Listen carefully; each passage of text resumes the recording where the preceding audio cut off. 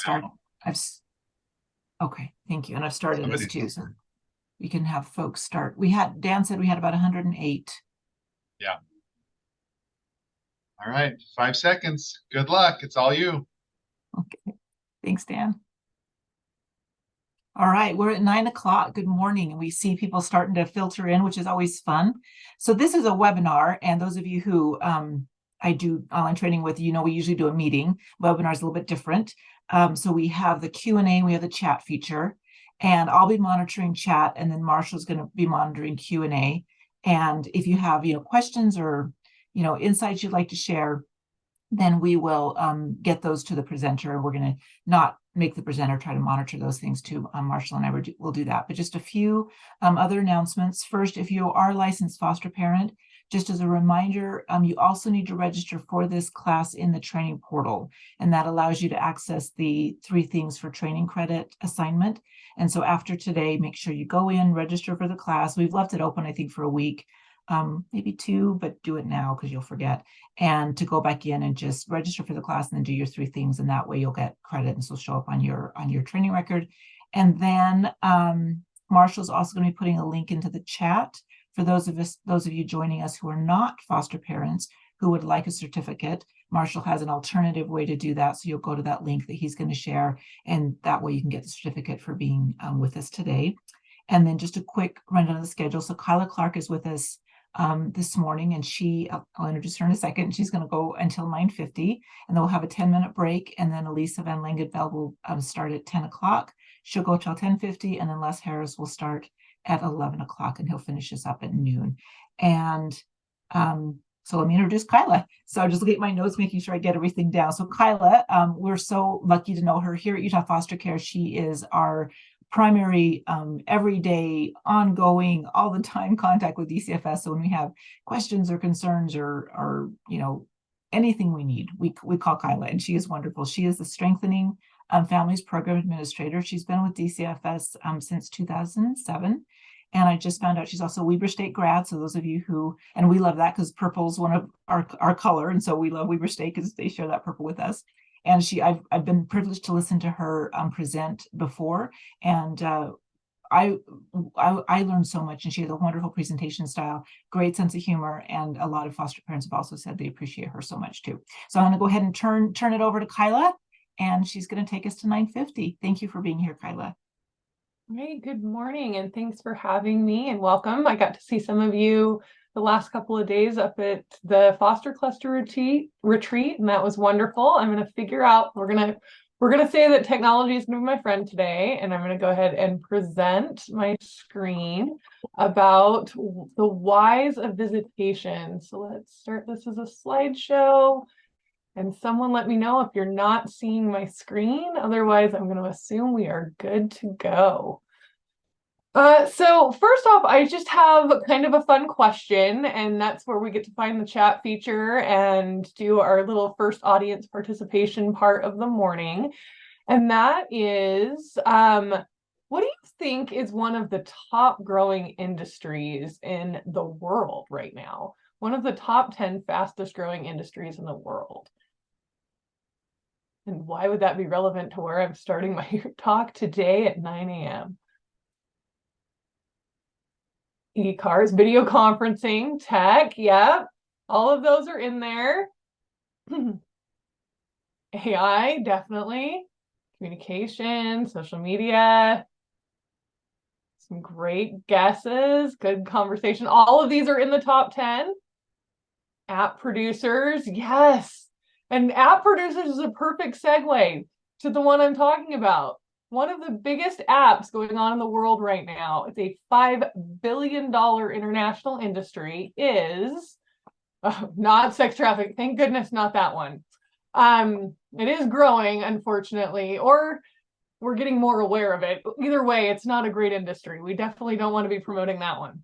So Kyla, real quick, there's a black square in the middle of the presentation, and really? I'm not sure what that is. Okay, yeah, it's gone now. Okay. Oh, is that? It just moved. It was the chat window, so I'm going to slide the chat window over here. Okay. Okay. No, perfect. Thank you. No black circles in the middle of my presentation. Okay, so The tech industry, one of the technologies that is growing is our, now I went too far. Goodness gracious. Oh wow, there we are. Hey, that is our genetic ancestry industry. So we are at about the $5 to $9 billion industry right now at 2023. It has almost doubled since 2019 and is projected to hit $15 billion a year. Why do you think that is the biggest industry, or one of the biggest industries going on in the world right now? Anybody on here done theirs, gotten all the way back? My family traces back to William Wallace. That's a big important thing that my aunt now has on her wall in her house.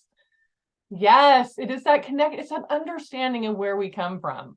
One of the other fascinating things that has gone on with this industry growing is the amount of people who learn that their family tree is a little bit more like this than maybe they anticipated, right? There's a lot of people learning lots of very interesting things about how far they trace back, whether they have a William Wallace or a Genghis Khan connection, or whether or not they have some branches they never knew existed. The amount of people, I have a friend personally who found out that he had a brother he was unaware of. Let's see. Are we still seeing black things? I had another notice.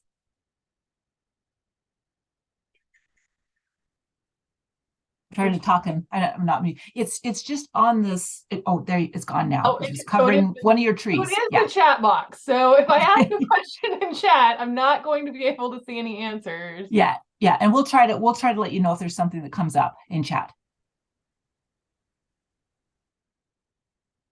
Yeah, no, I think okay, perfect. So I will keep asking my chat questions, and then Liz, you just get to be a bigger part of my presentation than you planned on. I apologize. That's absolutely fine. Okay, well, we're just going to tag team this one. But yeah, I think that there's some curiosity in that. So interestingly enough, I stand before you a blonde, very pale woman. But when our family did that, turns out that my incredibly dark black eyes come from an entire like African arm of my family, which like was really, really, really surprising to everyone who's like, well, no, you're Eastern European like everyone else. So there are these moments where we learn these things that help us understand who we are. And like I said, we also find out things like there are branches to our tree that we didn't know, or that because we have, adoptions throughout our family, getting to understand those other pieces can be really, really exciting and important. And we even, as someone who was raised by my two biological parents, I like having that knowledge, right? And when we talk about visitation, we talk about connection, it really does belong in that same vein of being connected to where we came from. Even if where we came from wasn't ideal, being able to have that connection, to know who we are, to have those traditions, to have those feelings, to have that way in which our branches may branch off, it may change, and we don't know how these cases turn out. Sometimes we go back to that tree and we were just in foster care for that stability moment. I'm going to use a lot of analogies about trees. Anybody else in here raised on a family that had a farm? My grandpa raised fruit trees in his little urban farm in Holiday for years. Now they built like 4 really expensive houses on his little urban farm. But when I was a kid, there was a really cool stone fruit farm behind his house. Stone fruit and corn. Anybody else have that kind of tree analogy with me? Otherwise, we'll do a lot of explaining about splicing and grafting and how that really can help trees thrive. And I promise I will get to visitation. I'm just laying some groundwork, some roots, if you will, as to why we're going to talk about visitation. Okay, did I miss any comments? I'm scared to touch it. It's going to give me a black box of doom. Just one person agreeing with you. They also grew up on a farm. Perfect. Love it. Okay. Sorry, I'm such an interactive presenter. This is going to drive me nuts. Okay. All right, we're going to persevere. Okay. So we talk about removal. That really is kind of that uprooting or moving the branch, right? We know that we're avoiding it whenever possible. The DCFS recognizes that removals, even when necessary, do cause trauma. routines or even a lack of routine. So we talk about sometimes these kids that are coming from maybe a home where there wasn't a lot of structure. That's still a learned structure. Like the absence of routine is still a routine. And so sometimes just feeling like I have to do something differently. I joke often about like when I have to go and stay at my in-laws. Like that's a different routine. They're a different kind of family than mine. Mine, when we do a vacation, we're going to sleep in, we're going to get up and go later in the day, we're going to take our time getting ready. I have very active, wake up at 5 a.m., we're going to go for a run, and then we have reservations at 7 a.m. for breakfast. And it's a very different routine. Anytime you're expected to do something that you're not used to, that can be really difficult. There's a lot of confusion around removal, right? Especially when we talk about kids that are in an age where maybe there is relief, and relief comes with guilt. Or I'm confused because I like this, but should I like this? What about what I used to know? Sometimes I'm leaving behind my pets. I'm leaving behind my toys. I'm leaving behind my familiar surroundings. And as we try very hard to transition that, one of the nice things about visitation is it gives us a chance to have those moments where we're seeing those things that we are familiar with. And we're having that opportunity to ask those questions or not have that confusion. One of the number one things when they do research around how children feel post-removal is guilt. A lot of children take the fact that they came into foster care as a problem that they created. Like it's their fault that they had to be brought into foster care. And so what visitation gives them is an opportunity to see that their caregiver, their former caregivers, their home of origin is okay, that they're doing well, and that they're going to continue to have that contact. Any thoughts or questions on that so far when we talk about removal or things that you have seen that you want to share? And I don't know, Liz, if you want to like let someone unmute or if we're just going to tolerate a black box for a second. Yeah, so this is because it's a webinar, we don't have the function for them to be able to talk. But if you want to pull up, if you're looking for comments and you want to take a time and just pull up that black box, I think that's fine. Perfect. I wonder, just put it down. Or I wonder if we use the QA, if that does it. Oh, okay, interesting. So when we talk about infant removal, I like that. So we actually see it. So okay, so we're gonna hit both of these things. So you see it in kids as young as like 3 and 4. If they're able to sort of process responsibility, you can see that even really young kids feel like they did something wrong and made mommy or daddy or that caregiver go away. With infants, what you see is a little bit different, right? Because you're depending on how young, you're interrupting bonding and attachment before it's had a chance to really stick. The good news with bonding and attachment is once a healthy bond or attachment is formed, an infant can have that attachment with more than one person. So we think about cultures where when an infant is born, the entire female side of a family basically comes and helps raise that baby. That baby actually attaches to every one of those caregivers. So we see the trauma in infants if they have maybe been neglected for a few months prior to coming in and haven't had that healthy attachment. But at the time of like, if they're removed at birth, we actually see that visits help them form healthy attachments, both with the foster caregivers as well as with the biological family that is visiting. Great. Okay, perfect. So when we talk about, let's see, black box is gone, moving forward. So when we talk about the major findings of research, and they have been researching foster care visitation for, onwards of about 20 years. And what they really show through multiple studies, and I can give a list to Liz if anyone wants to like read the full academic study. The first piece of research is really that the first 90 days post a removal is crucial for that reunification period. What we tend to see is about 2/3 of all cases will be on a successful track or we will know that they are not within that first 90-day window. And that's when we start seeing if families aren't visiting consistently in 90 days, if they don't have access to their children, if they're not feeling supported by the division, by the placement, if they're not getting the chance to engage in services in those first 90 days, it is less likely that they do later. That doesn't mean it never happens. And sometimes there's other circumstances. So maybe someone is incarcerated for those 90 days, so that's going to delay the things. Maybe you really do have someone who needs to spend a portion of that time in an active detox. So it's not saying that it's completely doomed, but what we do know is when we have quality contact and support in those first 90 days, that improves reunification outcomes. The second is that the frequent contact is the #1 predictor of successful reunification.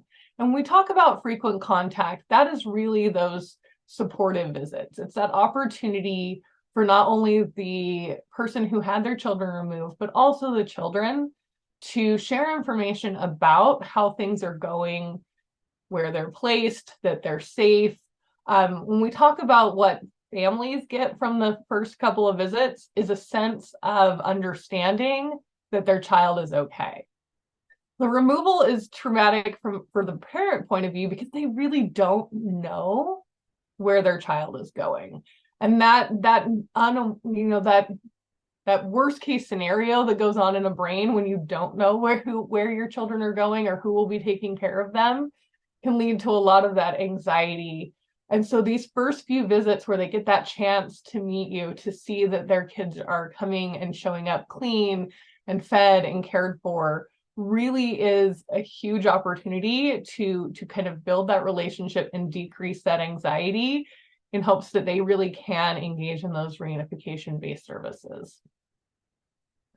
And then for the children, there's some really great research saying that consistent contact with the family of origin or birth family, or there's a lot of different words going around right now for how you describe that, but from the people they were removed from, is linked to decreased depression and a decrease in externalizing of problem behavior.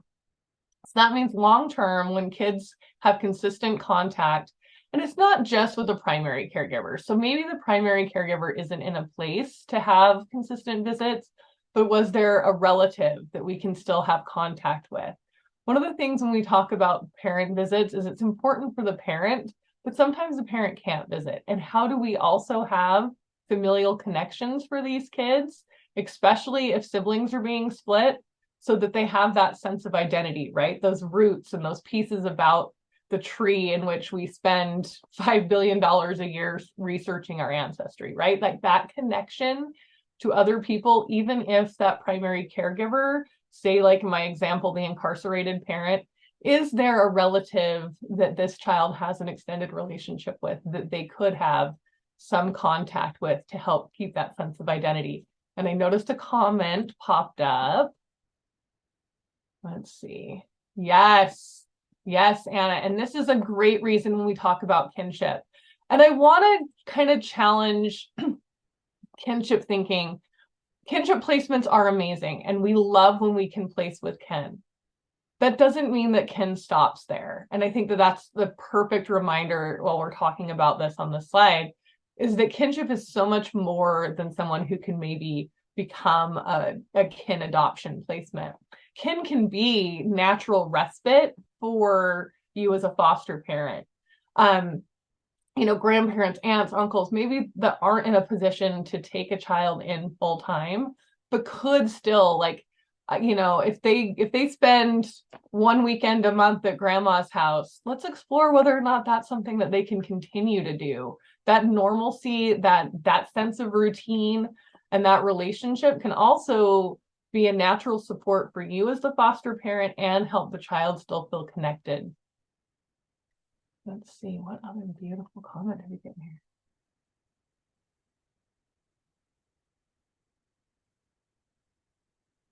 Yes, and I think that happens a lot, that maybe the family isn't in a place, like the parents themselves are in a place to appreciate what you're doing right now.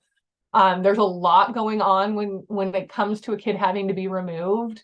like that is the last step in a long train, right? And so a lot of times the parents are not maybe in a place to have that relationship with you just yet. What I've seen in my 17 years here is that even some of those parents who aren't ready in the moment over time can get there. But I love looking at that relationship that you can have with, like in this example, you're saying the grandfather. I think that extended family is an excellent opportunity to still have kids have that healthy connection with their family of origin without necessarily having to feel like I think you used the word failure, and I think that can be really hard to take on when maybe the first family is just not ready to build that relationship.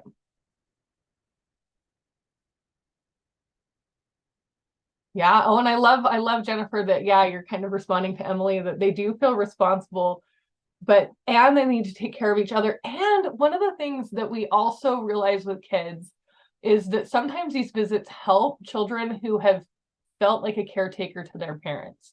I use an example from when I was a caseworker, and it's a long time. These boys are now young men, and one of them's married, but they were 10 and 12 when I had them, and they were actually with a kinship placement and had gone to Disney World. And the kinship placement called me really kind of frustrated because they're like, I just feel like they're being ungrateful. Every time we're here, all they keep bringing up is, well, my dad made a better rack of lamb than this one, or comparing a lot of their activity. And we had to kind of sit and process through what was going on for those boys. Those boys were really bonded, almost more like caretakers of their dad or peers than they were. I mean, their dad had some significant struggles, and for years they had kind of been these three musketeers. They even used that term. And they were feeling really guilty to be having this awesome, fun Disney World adventure without him there. And so finding the things that, and he really was a good chef. He used to bring snacks to visits that smelled like I was in a 5-star restaurant. So I was like, wow. So that was their way of bringing him with them to that adventure that he didn't get to be on. So sometimes these visitations or these contacts is an opportunity for these kids to see that the person, that adult that they've kind of been caretaking is doing okay as well. So I think that that's a really great point. I appreciate you adding that. All right. So I'm hoping technology's on my side and you all can hear this. So I'm going to play this. This is the lovely Natalie Clark. She just recently was on my team up until about a month ago. She is now back getting her master's degree and working for a nonprofit. She's going to talk a little bit from her perspective, especially for the older kids in care, about the importance of parent-child time. And somebody, Liz, just be ready to tell me if you can't hear it. Hi all, my name is Natalie and I spent 6 years in Utah's foster care system. Today I want to talk to you a little bit about why visiting time is so important for us that are in the foster care system. What is contact? What is visits? Contact and visits are anything that give us that one-on-one quality time with our family or caregivers of origin. So sometimes when you have youth go on visits with their family of origin, you may experience some behaviors coming up. There may be some upsets after that visit, some emotionally charged situations that you just don't really know how to navigate or why they're happening. And I just kind of want to explain to you why those are coming up and that they are normal and they're okay to be happening. When a young person enters the foster care system, they are separated from everything they know and are comfortable with. And when we get a chance to be back into the environment that we are comfortable with and we know, we kind of get a sense of reminder of, oh, I'm loved, this is someone who knows me, this is where I feel comfortable. But of course, there comes a time when that visit ends, and that is going to trigger some emotions. That's going to bring up some reactions that may kind of surprise you and may make you wonder, should I stop these visits? I would really like to stress to you the importance of continuing visits. These behaviors are normal and are to be expected. This is the young person experiencing the loss and the grief from being disconnected from our social support system. But that grief and that loss is lessened very much by the ability to still stay connected. It's important to remember that the grief and the loss that the young person is experiencing after the end of that visit is much less than the grief and loss that we experience when we don't get any of that one-on-one contact time. When you have a young adult, maybe even especially a teen, that goes for long periods disconnected from a parent or a family member, sometimes it can feel like we've become strangers from those who are supposed to know us best. The importance of keeping those connections with our young people is vital. After leaving foster care, we still need a support network. We still want to know our parents, and we still want them to know who we are. So please remember the importance. I'm assuming everyone could hear Natalie's message, and I'm just curious on some thoughts on that. How many of you guys have had older youth and those experiences?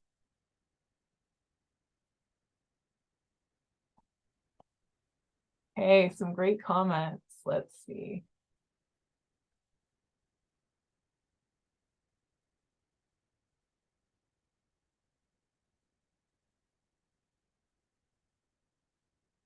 Excellent. Okay. So Lane, I completely agree, especially, there's a lot of mixed emotion about foster care. Oh, Hi, all. I need to start her again. There is quite a lot of mixed emotion when it comes to visits. Oh, and Amy, you hit on a really good point, right? Because what happens when the family isn't as responsive? And I think that is actually Les's section later today, so I don't want to steal a ton of thunder. But I do think that's one of those times when we kind of explore, is there others? Are there other connections from their family of origin, their social support network that is more reliable, right? That connection to belonging is so important. And sometimes we get a little bit myopic in it's either the parents coming or not, but is there a supportive relative? What we see a lot when we do explore kinship placements is we do talk to relatives that are invested who just might not be in a position to be a placement, that could be that connection and could be that opportunity to still have, like Natalie was talking about, that connection to their life of origin without the kind of risk of being ghosted over and over, because I do think that is very real. And yeah, no, you guys have some great comments in here. I love the emphasis on that attachment or that identity piece. Oh, the $1 million question. When do you know if a bio family member's relationship is actually in the child's best interest? And I think that is something that you probably do need a whole team approach for exploring, and really looking at what does that mean and what kind of contact. Because the other thing I love that Natalie said is kind of those any kind of contacts. So a lot of times when we talk about visitation and connection, we talk really formal about that, coming to the DCFS office or those formal weekend visits. But what are those other kinds of connections that can be supportive and helpful? One of the attachments I'll give Liz to put into the training folder is some things about virtual contact and phone calls and how to set up even young kids to have these positive interactions, looking for those opportunities on FaceTime to sit and read the same book together or connect differently. So maybe it's not just those formal visits, but that other sense of connection. We talk a lot about that opportunity to come to natural events. So is the child participating in a sport or those medical events or a school appointment? Some of those natural opportunities where someone from their family of origin could attend. What we know about visits when they go well, when you are able to make that connection between the first family and the placement family, is that children don't feel as torn. When we talk about kids, especially from about 4 to about 11, what you see is kids often feeling like they have to choose their favorite home. This aligns really much in foster care, very similar to what it does in kind of contentious divorce situations, where children feel like they feel guilty for enjoying the things going on in their foster home, or they feel guilty for wanting to be in their home of origin. And when those visits really are supportive, and when the adults in those visits can make it okay that a child enjoys both homes, we see a lot lessened anxiety. You see a lot less behaviors, and a child realizing that it really does take a village to grow up, and that it's okay to like both. It's not doesn't have to be that either or. Anxiety is lessened, and we're talking all the way around. So when you have that good relationship, when there's that trust between the foster family and the biological family, which I know cannot always be, like I have lived here for 17 years. I know it doesn't always work out really well, but when we see those relationships and that bond happen, you see the anxiety level of everybody, including the foster parents, go down, because there's that open communication. You're feeling that connection, and we're looking for what is that long-term way that splice to that branch, that supportive graft is going to help this family be stronger. Because if the children do go home, what we see with those relationships that form during visitation is that often those relationships follow those children home. And these families, well, one of the number one predictors for coming into child welfare services is a lack of positive social connections within the first family or the biological family. When families don't have a strong support system, that's when we start to see some of that breakdown. That's when we start to see some of that substance use or that inappropriate coping. And so what we see a ton of successes is when we have these relationships build in a way that they become a long-term support for some of these young parents who maybe don't have those positive social connections. And then we see long-term outcomes becoming less contentious. Even in the instance that reunification is unsuccessful, when we have those relationships documented between the foster family and the first family, when they need to relinquish, we see less things go to trial. We see more more amicable resolutions to the child welfare matter. Okay, let's see. We got lots of good comments. Okay.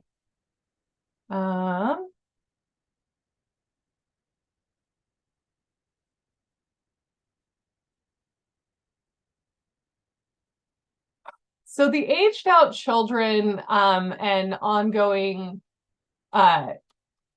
detrimental safety concerns, that one is incredibly interesting. Research shows that most of our aged out foster kids, about 70%, do wind up going back to their family, whether their family has made any positive change or not. And so really looking at what are we doing proactively to kind of reinstate those relationships. So this is where all of the work around sort of reinstating parental rights for youth aging out of foster care, or some of the conversations about how do you reintroduce family that maybe they have been estranged from for years in foster care, and doing that before they're a legally free adult. Sometimes that's just not possible, but we're really trying to switch that lens there, especially as the research continues to show that those children or those young people do wind up going back to that family. And so how do you help build boundaries and better relationships, or help the youth understand why there needs to be boundaries in relationships before they are in fact aged out of the system? But we do, I mean, that is an unfortunate thing we do see sometimes. Let's see.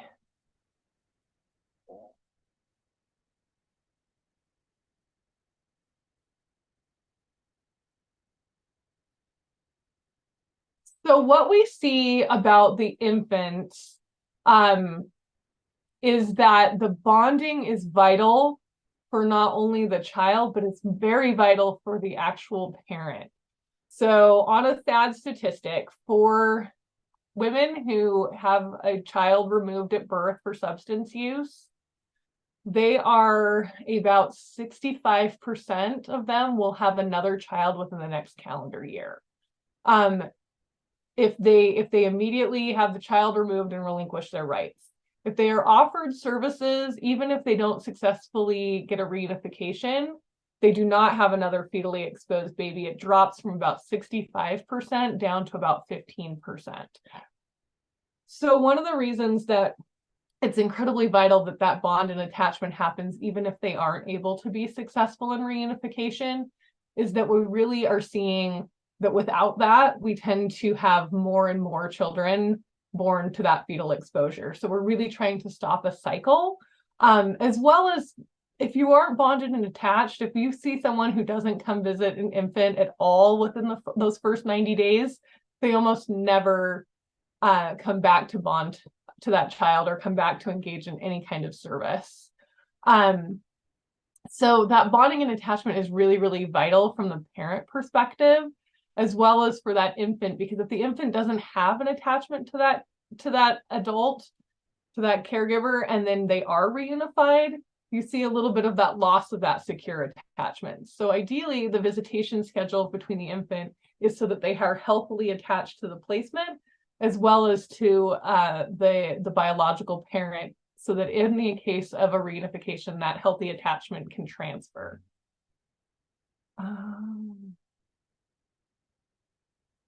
So Sarah, I love this question.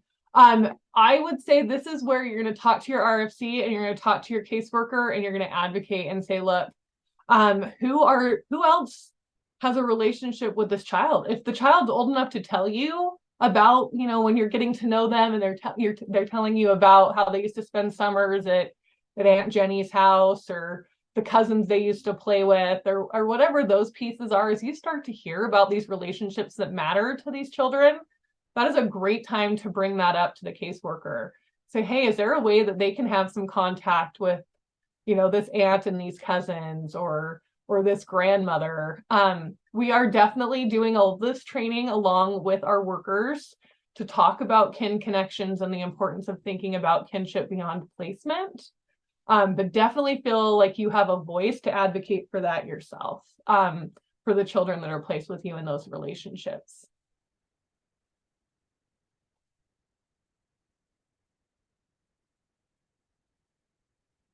Oh, I love that.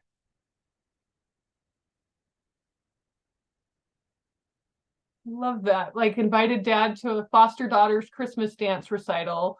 That was before you didn't want to, you weren't comfortable with him necessarily coming to your home, but it was an event that he could come to and be part of. I love that. Those natural times, those things, those milestones, those recitals, those pieces that matter. It's really interesting, even with my own children, talking to them as adults now, how much like dad not coming to something left an impact. And so sometimes that's going to leave an impact whether or not dad or mom was even invited. So thinking about what are those moments that they may really want them there.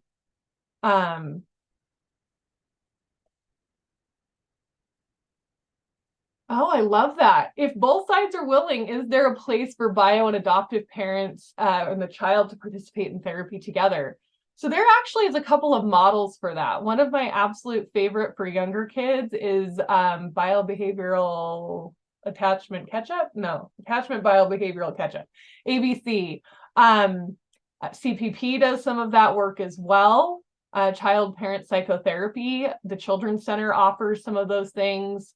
And I think that is really spectacular. Whether or not you're moving towards reunification or adoption, I think having children not feel like they led to a side winning. Winning is the wrong word, but sometimes that's how it feels to a child. That opportunity to really have that attachment both ways is huge in some of that long-term mental health. I love that, Britt.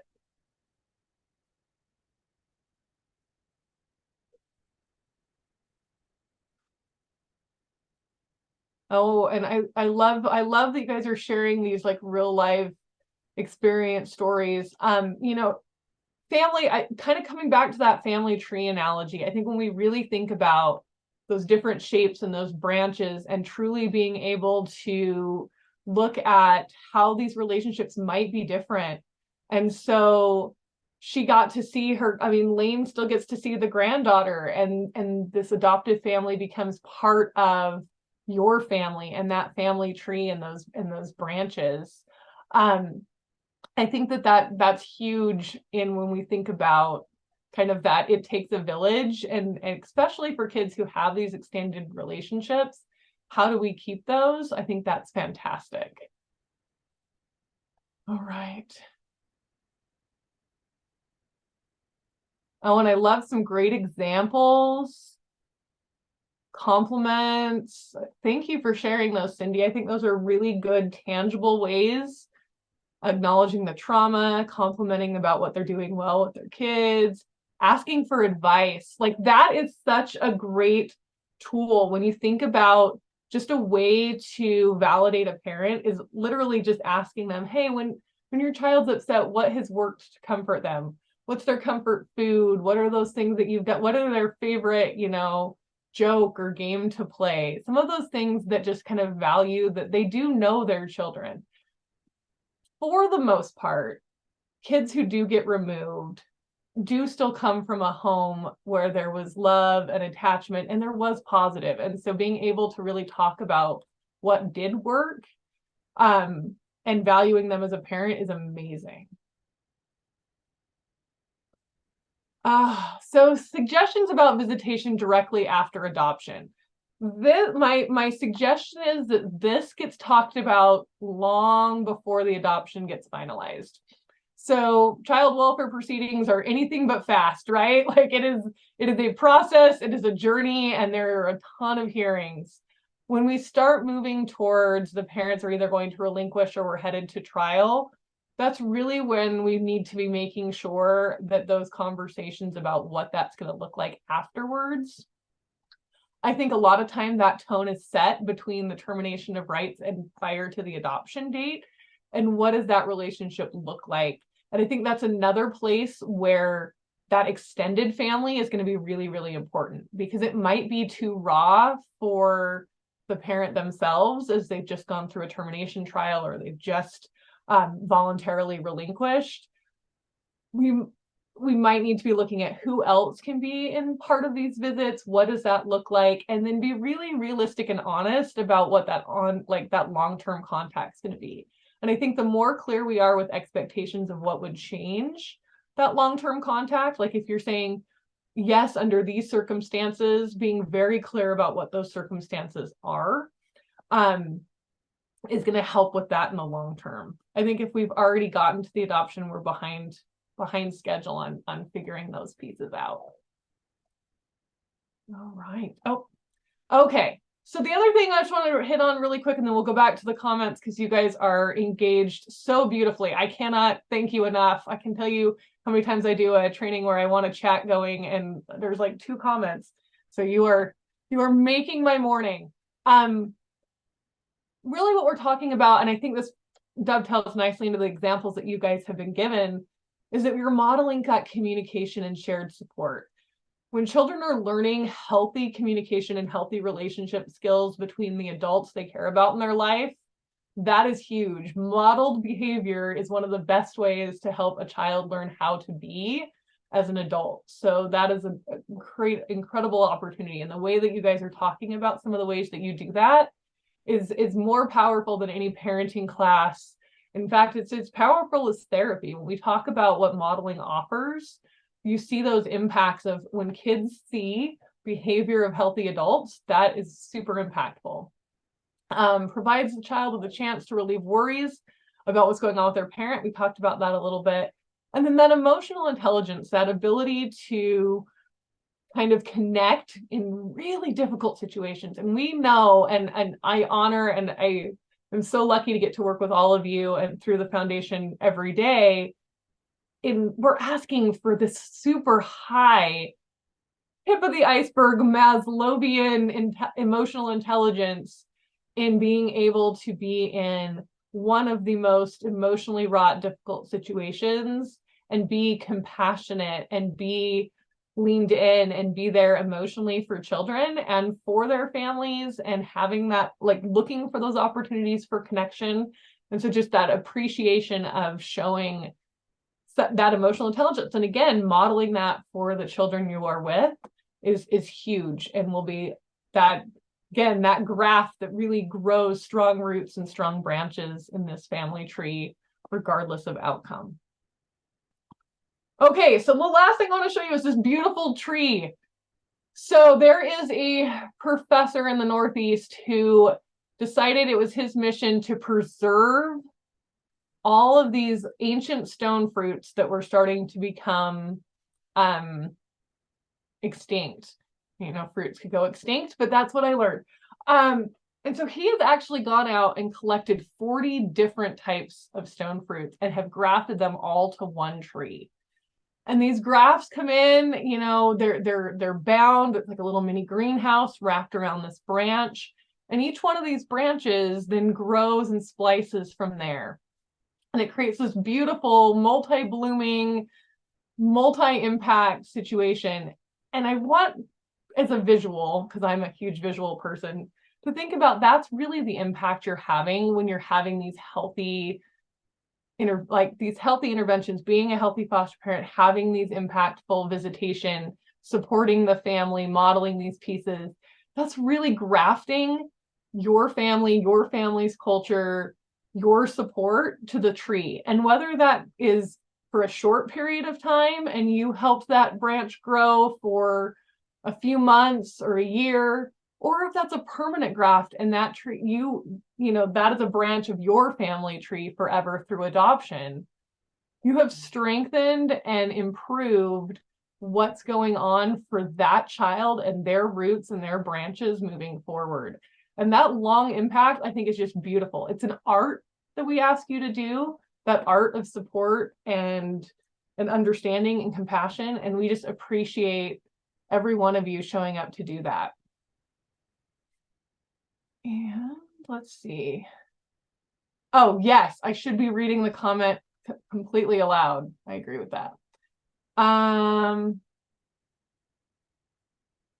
Okay, so read aloud the comments you're responding to. Not all the comments are showing up for us. I'm sorry. Danny, that's great. I will do that. Yeah, a private place where you're sharing photos and stories about the kids for the family. I love that.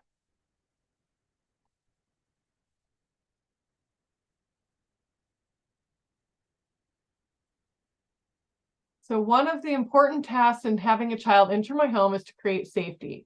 In situations where the parents aren't safe yet or not wanting information talked about, visits can be placed where parents are telling children what to say and what not to say. I always encourage my children to have a voice, but this scenario can create challenges and barriers that need to be worked on. Absolutely. And I think that is where if we're concerned that the visits aren't safe and that they are being coached, that is where we look at supervised contact. That's where those therapeutic contacts need to come in. Recognizing that maybe the parents aren't in the right headspace. And so how do we give them that opportunity? How do we include extended family in those visits? How do we make sure that the visit is about the visit and not about the coaching? But Denise, I do recognize that. And I would highly encourage, if that's going on, to explore alternative ways of having contact, but not to terminate contact.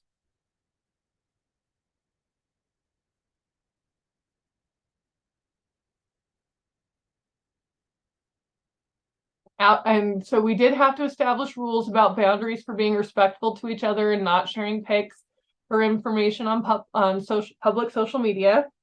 Highly encourage that as well, that we want to, you know, have that mutual respect and boundaries. That's something that the team should also be able to help create and help you support.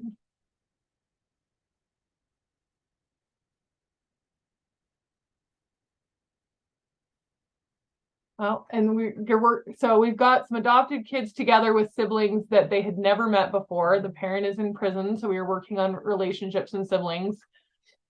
And I think that's you know, sometimes there are going to be those situations. Like I said, I even have a friend who's through their 23andMe found out about a sibling they didn't know about, and they're in their mid-40s building that relationship. But it's been interesting to watch how impactful even building that relationship in in midlife, if we will. Hopefully I didn't insult anybody else who's in their 40s, but where we are in our 40s, even that was super impactful for him to meet this sibling. I think that there's some definite emotional ties there.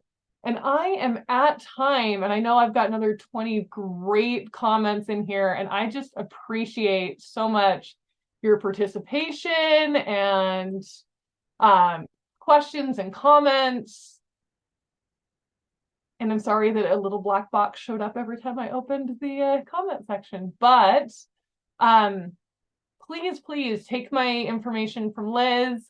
Feel free to reach out anytime, and just appreciate everything that you guys do.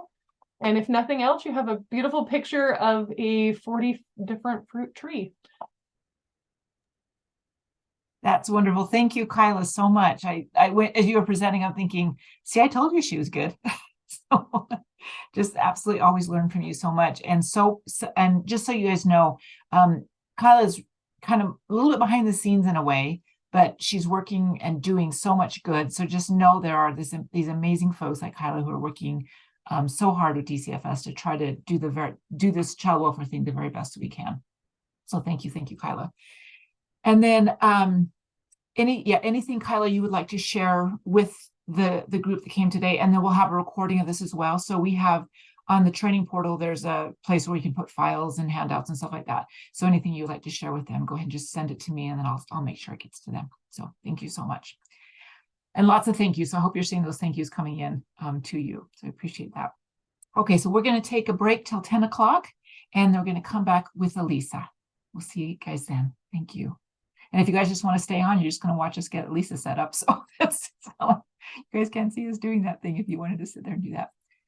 Thank you, Kyla. In here, I'm going to change my view. All right, Alisa, I'm going to now, I don't know if there's like a number of co-hosts we can have, but I'm going to now. You're good to demote me. Okay. Okay. All right.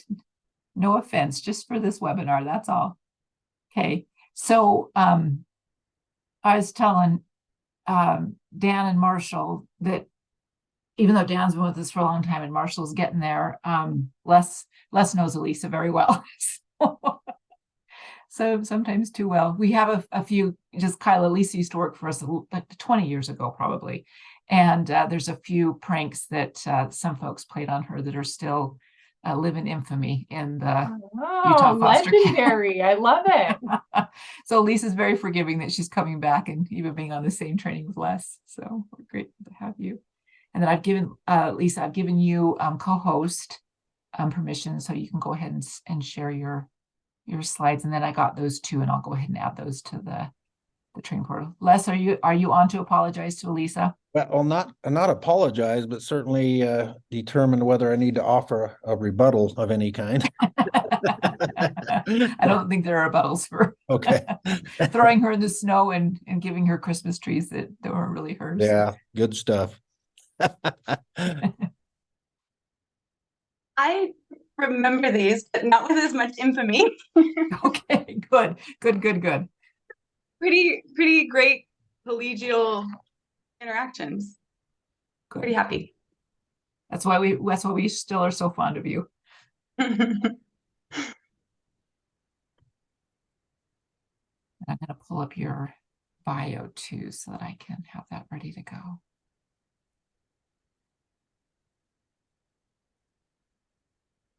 And so Carolyn, yes, this is a webinar, and so with webinars, there is no video or audio function for the participants. It's just you guys are view only, except for you can interact and chat. And we started doing this, just a little back history, Carolyn, for when we went to Zoom early in the pandemic, and we had a few really negative incidents, like a lot of places did.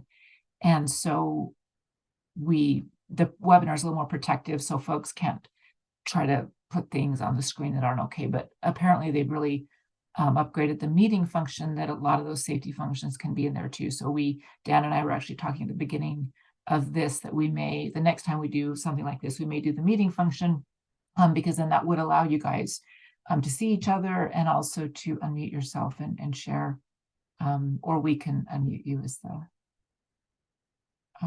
hosts. So I'm just going to grab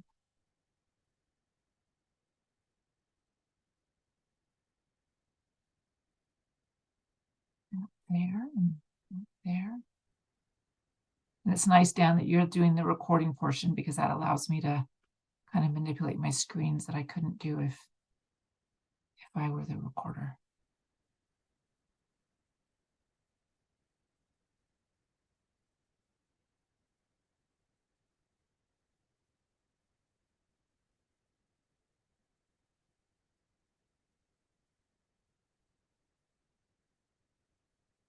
Yes, and Caroline, we will. So we will put, so for anybody who would like to rewatch it, or maybe you have a spouse who couldn't attend, or another foster parent you know who couldn't attend, we are recording it, and we will have it go up on the training portal. And this is a Marshall and Amy question. Well, they're the ones that does all that magic, and so I'm guessing maybe, and Marshall, I'm answering for you really, probably by next week. We should have it available in the training portal, and we'll make sure that we put a post in Bridge too that it is available, so you guys can either rewatch it or share it with your fellow foster parents. And then any of the handouts. So Alisa has a handout that she's already sent to me, and anything that Kyla sends or anything that Les sends, we'll add those to the file. So we'll have that in the file of the live version of the class on the training portal, and then we'll, in the recorded training version of the class in the training portal, we'll also put that file there, so you'll be able to access those handouts and anything else in the file section too. I think that's one of my favorite things about when we do on Zoom, is that we can record them so easily. We have recorded some live classes too, but they're never just quite the same as far as like, this being able to see the slides and the comments and stuff. And so it's nice it's one of my favorite features about doing an online training, is our capacity to record it. And I'm going to ask Marshall to edit out everything I'm saying right now, because I'm just kind of talking while we're ready to get started again. So, and hopefully folks did take a little bit of a break and get up and walk around. Yesterday there was, and these articles come out every so often, so it's nothing new, but there was a Washington Post article yesterday about the dangers of sitting all day, even if people exercise, that sitting all day is very detrimental to our health. And so I hope people are getting up and walking around. And that's another nice thing about online training, is you guys can get up and walk around during the training. So that's a fun thing. Play some walk-on music. Oh yeah, should do that, huh? Never thought about that. Maybe we'll try that next I love time. this song.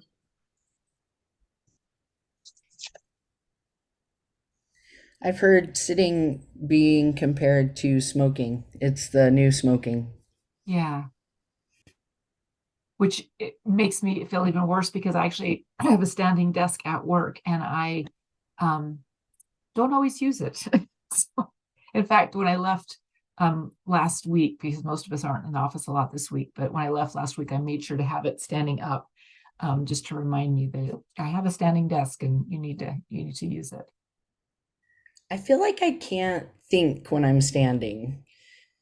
So it's really hard. It's a challenge for me to stand and work. Yeah, it does feel like there's some work that I feel like I don't do as well either if I'm standing versus sitting.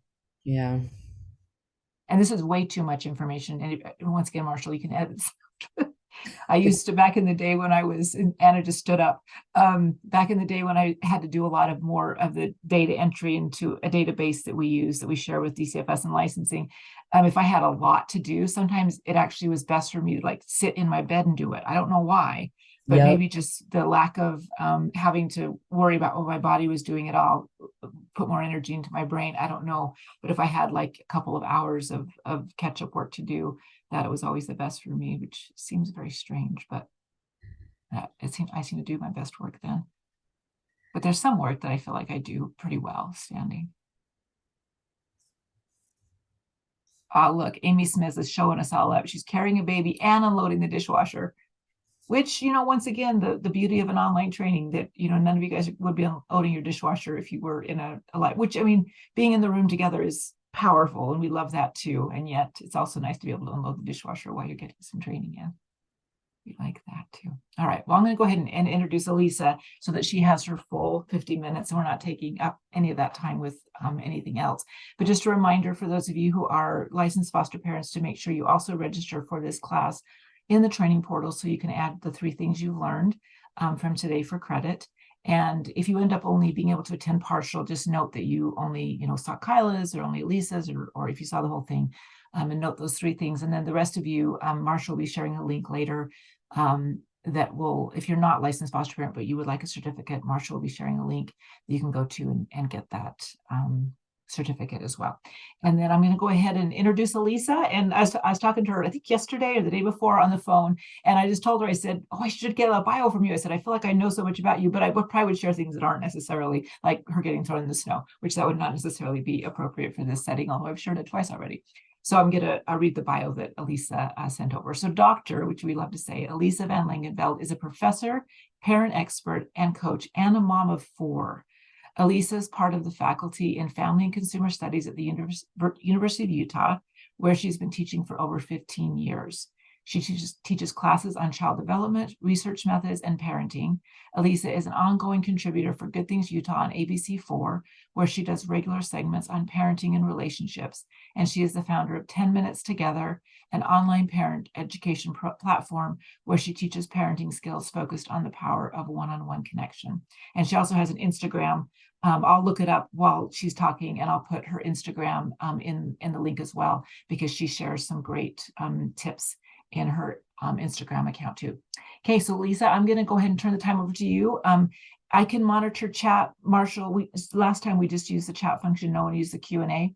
So I'll be monitoring that. But also Kyla was pulling it up and reading those too. So if you would like to do that, you certainly can. We can just kind of, you know, tag team a little bit with that. But I'll go ahead and give you the floor. Thank you, Lisa. Thank you. I'm really excited to be here. I have great memories of working with Utah Foster Care Foundation. I actually don't remember being thrown in the snow at all. So I'm sure it was fun, but I don't even remember. I had a great time working there. So I have a long history with Utah Foster Care Foundation. It was actually my first job, my first real job out of college, over 20 years ago. And I worked there for about 7 to 8 years, including part of the time that I was going to grad school. And then left Utah Foster Care Foundation, and I've been at the University of Utah and doing some other things since then.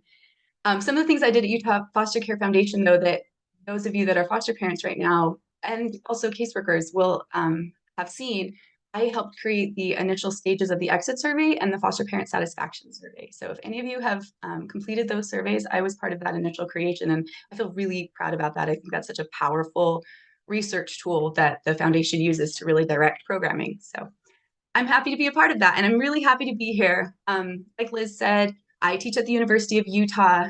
My research work focuses primarily on resilience and then parenting directly. And most recently, I've been shifting towards how the experience of parenting in adulthood creates opportunities for growth and healing for the adult parent. So a lot of reparenting as well in my parenting work.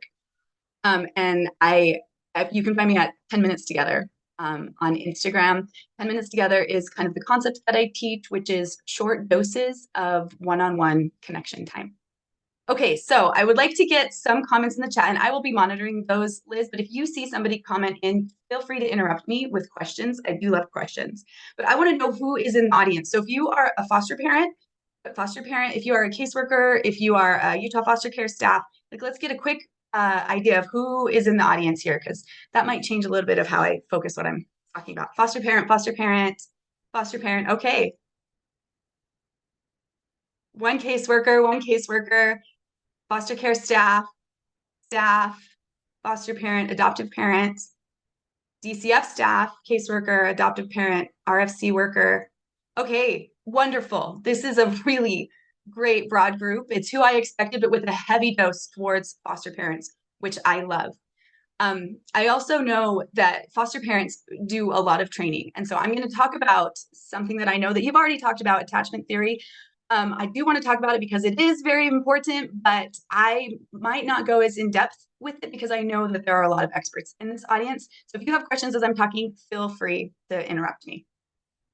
UCF staff, foster parent, adoptive parent. This is wonderful.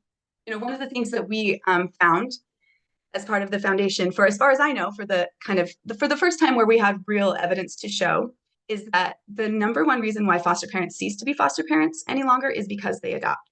And where there's obviously a lot of pressure to make sure that foster parents, we have a really well-trained pool of foster parents. If we see that foster parents are leaving that pool because they've adopted, that really is a win. That's not quite a loss.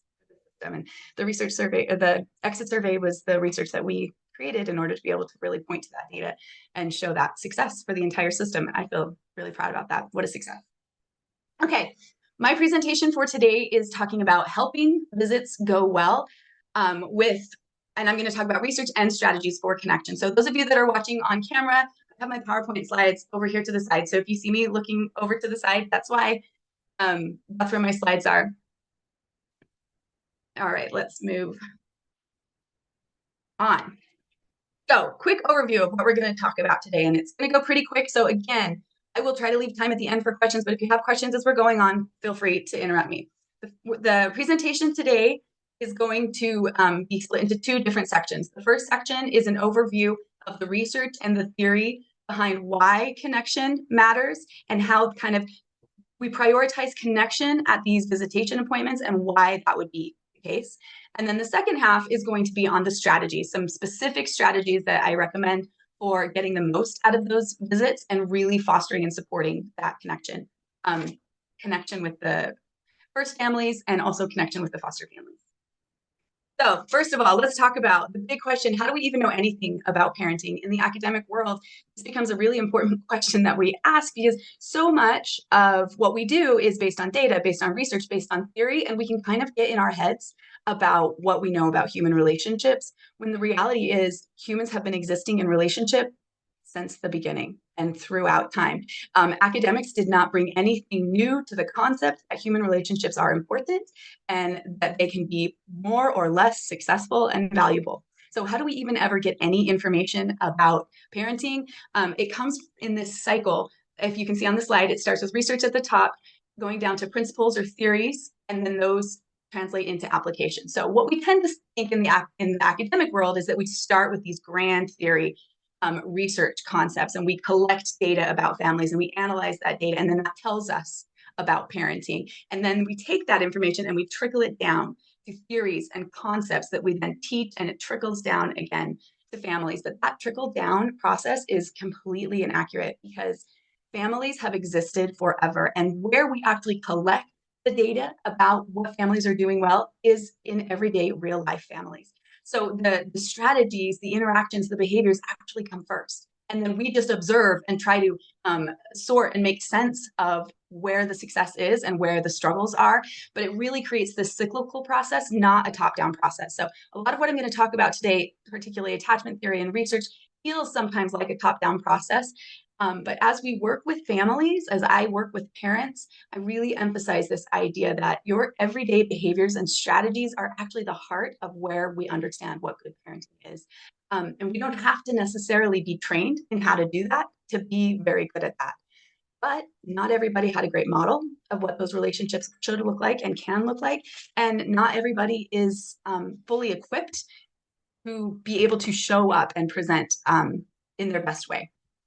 So that's where research does become very helpful. How do we understand exactly where our best strategies can be? So the first half of this presentation then is the research and the theory. The second half is going to be the strategies. So I teach a parenting class at the University of Utah. I've taught that for many years. It's a semester-long class. We spend over the course of the entire semester somewhere between 50 to 60 hours in class time. In addition to all of the out of class time, which at the university, they say you're supposed to spend 10 hours per class out of class preparing and reading. So it's hours and hours and hours and hours to understand the best concepts, the best practices in parenting. However, I definitely think that parents do not need to study academically parenting in order to be good at parenting. So one thing that I do is kind of distill down what all that research says as the most important concept in all of the parenting research, and this is what it is: attachment. Attachment is the most important theory in all of the parenting research. And I say this on day one of my parenting class at the university. If you remember nothing more from this entire semester, remember this: attachment matters. It sets the foundation for all future relationships and the way we just show up and exist in this world. And I know that this is a really familiar concept for a group of foster parents and caseworkers. But again, to emphasize, in the academic world as well, we see this as the most important explanatory process in all of human relationships. All right, so I'm going to do a brief review then of how attachment is created. I know that this is going to feel familiar. If you have questions or I touch on something that you maybe haven't heard before, ask a question and we can dive into that.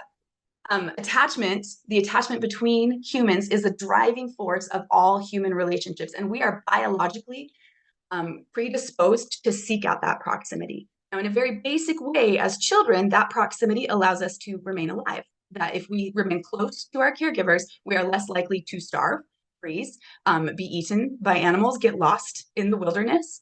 So from a very early age, we are driven to proximity and connection to our caregivers. When we have that proximity and that connection, it physically changes the structures in our brains from a very early stage of life. So we talk about attachment, and I often hear people talk about it as an emotional concept, and it definitely is. It reflects our emotions and our psychology, but it also reflects and impacts our physical development, meaning the brains of a child who is securely attached will look different than the brains of a child who is insecurely attached, and they will function differently, that there are different processes at place. The attachment cycle is based on a cycle of needs and arousal, which is a nervous system function. So our nervous systems have a need and become aroused or dysregulated, and then we seek to soothe that in a needs arousal cycle. What that looks like is a need arises in the child, particularly in an infant, because this starts right at birth. Maybe they're tired, startled, hungry. They then express that need to their caregiver. They cry, they nuzzle, they seek proximity. And then the caregiver has to recognize that need and then respond to that need. And here we create an inflection point where not all caregivers, one, recognize the need. They might be distracted. They might not have the skill to see that need, to be tuned in, and they might ignore it, or they might be overwhelmed and they don't have any resources now to respond to this need. And so they ignore it, or they lash out and they respond negatively. But in a positive cycle, needs arousal cycle, the caregiver then recognizes the need, responds to the need, and then the child is soothed. And what that means is the physical nervous system is soothed. So it's a physical response. That physical response then creates a foundation for the emotional response and the psychological expectation of how we see this world. So we think about attachment style as kind of this behavioral issue, this kind of emotional concept, and it is, but it really has its foundations in our physical bodies. That's one reason why our attachment patterns, we take them into the world through transference, through self-fulfilling prophecies, and we go out and replicate them in future relationships. So this attachment cycle, when it's going well, it creates for the child a worldview that says, I'm safe, people will take care of me, I can trust other people. And so a child then can go out into the world with more confidence because they know they're going to be okay. When it is not going well, when caregivers do not recognize the child's needs, choose not to respond to their needs, ignore those needs, or worse, respond poorly to those needs or aggressively to those needs, then an insecure attachment is created. And there are a couple of different types of insecure attachment. Insecure anxious attachment looks like a very clingy child who can't trust that their caregiver is going to be there for them, so they cling onto them so that they can keep that proximity because they can't trust that the caregiver will do it on their own. Insecure avoidant attachment style is a dissociated attachment style, which is that the child then within themselves has had that needs, arousal, dysregulation come up, but because they have not consistently had a caregiver help them regulate it, they've disconnected it. Even when I'm feeling dysregulated, I'm going to pretend like I'm okay. I'm going to tell my body that I'm actually okay, I'm not dysregulated, when in reality, the body remains dysregulated. And we create this worldview of I can't trust other people or I can only trust myself. And so I'm not even going to seek out help. These children tend to look like, I don't need you, I don't need anybody, leave me alone. And then the last type is called a disorganized attachment. And this is a unique style of attachment that includes some anxious attachment patterns and some avoidant attachment patterns, but we really see disorganized attachment when there is chaos in the home environment, which happens frequently in homes that are involved with the foster care system. And particularly when we create what's called a biological paradox. A biological paradox in attachment theory is this idea that we're biologically driven to be close to our parents. And the paradox is that our parents are the source of our fear or struggle or pain. So children have this moment of, I want you to be near me, to take care of me, to love me, to validate me, but you're actually the thing that scares me, that hurts me, that makes me feel like I don't matter. So it's this really difficult situation of, I want this and I don't have it, but we continue to seek it out. This pattern comes up a lot in children who have experienced trauma, such as being removed from their home in childhood and other types of trauma as well. When the attachment cycle is completed over and over, and children start to create this expectation, this worldview that I can count on other people to meet my needs, it also creates then the primary caregiver as a secure base or a safe haven. And this matters because the heart of kind of attachment and how we create it is this idea of proximity. That we are driven towards proximity to our caregiver, but we can't live our whole lives like that. We have to start venturing out into the world. And so a secure attachment creates a safe haven, a secure base from which a child then can venture out in the world, whether that's simply to go play, whether it's to interact with other humans, siblings, caregivers, friends, whether it's to go to school later in life, whether it's to go out walk on the road, play outside, go to a park, move into adulthood where we get even more distance from our primary caregiver. So from birth, we start to experiment with this idea of, I want to be close to my primary caregiver, my parent, but I have to already start exploring, how do I separate? Now, when a secure attachment cycle is the pattern, the secure base is created, it allows the child to venture out from that secure base because they know that when they come back, there will be a reunion of safety. So, and in fact, kids who have that safe haven feel confident to venture out farther and farther away. So starting school is less stressful. Going to a friend's house is less stressful. Having a parent go to work is less stressful because they know the reunion will happen and that safe haven is created. Now, when that's not the case, we start to see insecure attachments. So when the parent goes to work, there's anxiety or there's avoidance or there's disorganization and dysregulation in general. Now, as you can see, being removed from a home is a dramatic and painful separation from that primary caregiver. So visitation then becomes the way that we come back into that hopefully secure base and developing safe haven to soothe the child's dysregulation, to soothe the child's needs and arousal system. So when the child is separated from their parent, they are going to be dysregulated almost the entire time. It's going to be very hard for them to be soothed for long periods of time while they are separated. Coming back into visitation allows them to soothe themselves, to regulate that nervous system response, and to feel confident that, hey, parents are going to be back here eventually, or occasionally, or in the best way that they can. Now, in the foster care system, in the secure attachment cycle and secure base concept, foster parents are a stand-in for the biological parent. And that's one reason why attachment theory is so powerful, is because we replicate the attachment that we have with our primary caregiver. And if it's not a great attachment, we can then create a new attachment that is positive and healthy and successful with a new caregiver. And foster parents have the chance to be that secure attachment and model moving through that needs arousal cycle, soothing the child. All right, I have a question. I would love to hear your suggestions regarding the types of visits with bios that reinforce healthy attachment. Excellent. Yes, I will talk about that in the strategy section at the end. Great question. Thank you. Okay, there's another question coming in. Shirley, I want to answer this question. She's talking about the birth mom describes the child as mentally unstable all the time. And the looks like the foster parent hasn't seen any of this. The child is a nice girl and not at all what the mother has to say. Okay, so we will talk about kind of holding space for those emotional interpretations when I talk about the strategies. These are great questions. Thank you. Okay, so foster parents are a stand-in then for the secure base and for the secure attachment, and they model what it's supposed to be. So this might be something that everybody in the foster care world knows, but in my world, in the academics, one thing that we talk about in our parenting class is that this theory, attachment theory, is the theory that justified and helped create the entire foster care system in the United States. So decades and decades ago, the United States put children without parents in orphanages. But it is attachment theory that helped justify the cost and the effort and the expense of foster care for children who are not able to be with their parents. Because what they found is that when we put them into group care, it's really hard to maintain or create healthy attachments. But when we put children into home care, even a different home, we're able to replicate and develop healthy attachments so we can go back into homes or into new homes, adoptive homes, and have those healthy. So this theory has impacted all the work that you are doing as well. Okay, let's talk about, but why?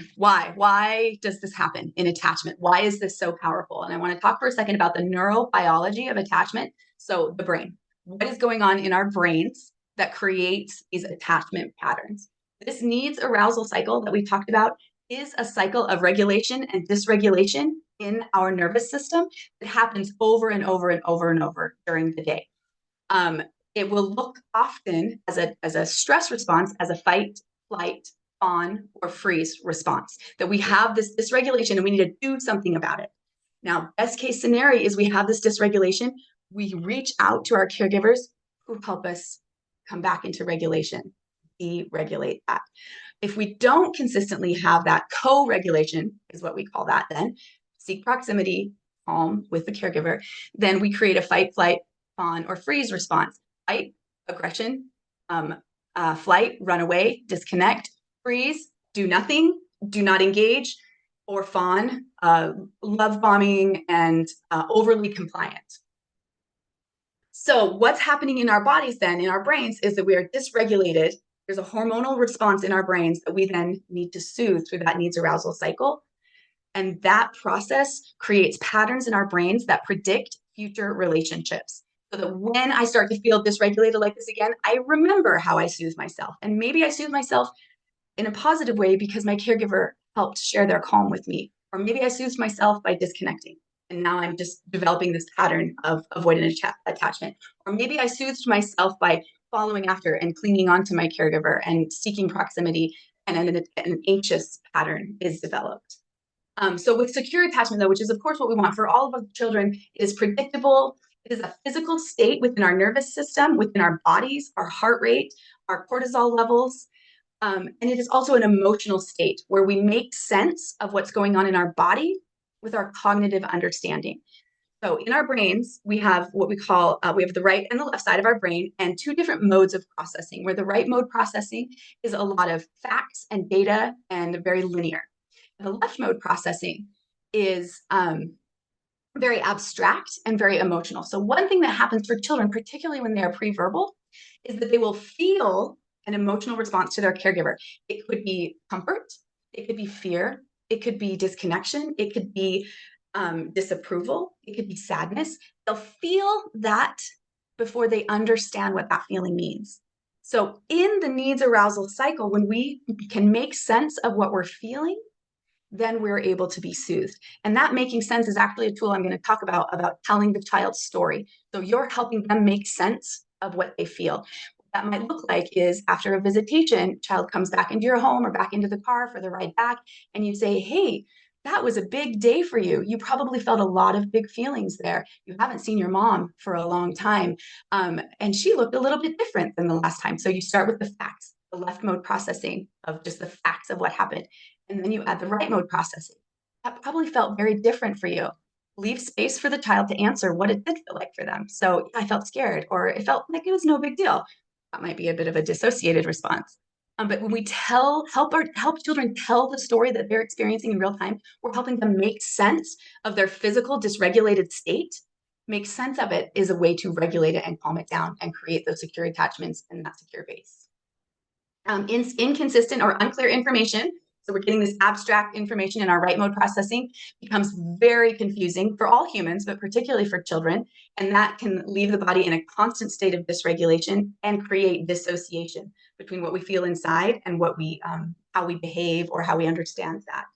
Now, one thing that is also very, very powerful about the neurobiology of attachment is what's called neuroplasticity, which is the idea that our brains can change at any time in our life. When we create new patterns and new cycles, the physical pathways in our brains will change. The electrical impulses that fire together will change. So all of the experience in your home, when you are helping a child move through their regulated and dysregulated state, will impact their biology to better support a secure attachment with you and with all future relationships. All right, so that's our overview of the theory, the research behind why connection matters so much. Now let's get into the strategies. This, I think, is some of my favorite parts.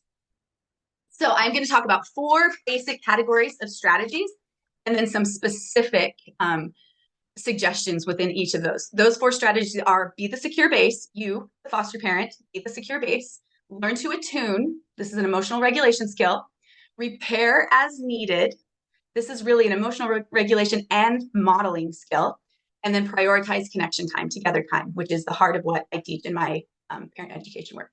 So first, let's talk about be the secure base. Remember, in that attachment cycle, we create this opportunity for children with a secure base to venture out from us and return from us. This is called the circle of security, which I know Liz is an expert in, and it's very powerful research and application. So how do foster parents become that secure base? Strategy number 1, support the going out from you. So support the visitation, prepare the child for the visitation. What that might look like is say goodbye with confidence. And the confidence is that the child can handle it. Be confident the child can handle walking into the visitation. I know this is going to be okay. I know you can do this. It might be really hard, but I know that you can do this. I'm confident that you can do this. Share in that adventure. Be as present with them as possible. Listen to their stories when they come back. Tell the child what to expect, the room that they're going to go in, how long it's going to take to drive there, how long they'll be in the room, who else will be in the room, some things that they might do together. And one of the strategies I recommend is creating a visitation bag. This is a strategy I talk about in Together Time in my parent education work, even outside of the scope of visitation. But what a visitation bag would look like is simply something like this, which is just a basic canvas bag. It can be a grocery bag if that's what you have. And when you prepare a visitation bag, you sit down with the child and talk to them about what they would like to do in a short period of time with their parent. That's suggestions for what they could do for that period of time is the handout that I sent to Liz that she can put in the files for you to look at as well. It's 100 ideas of what you can do in short doses of together time, 10 minutes at a time.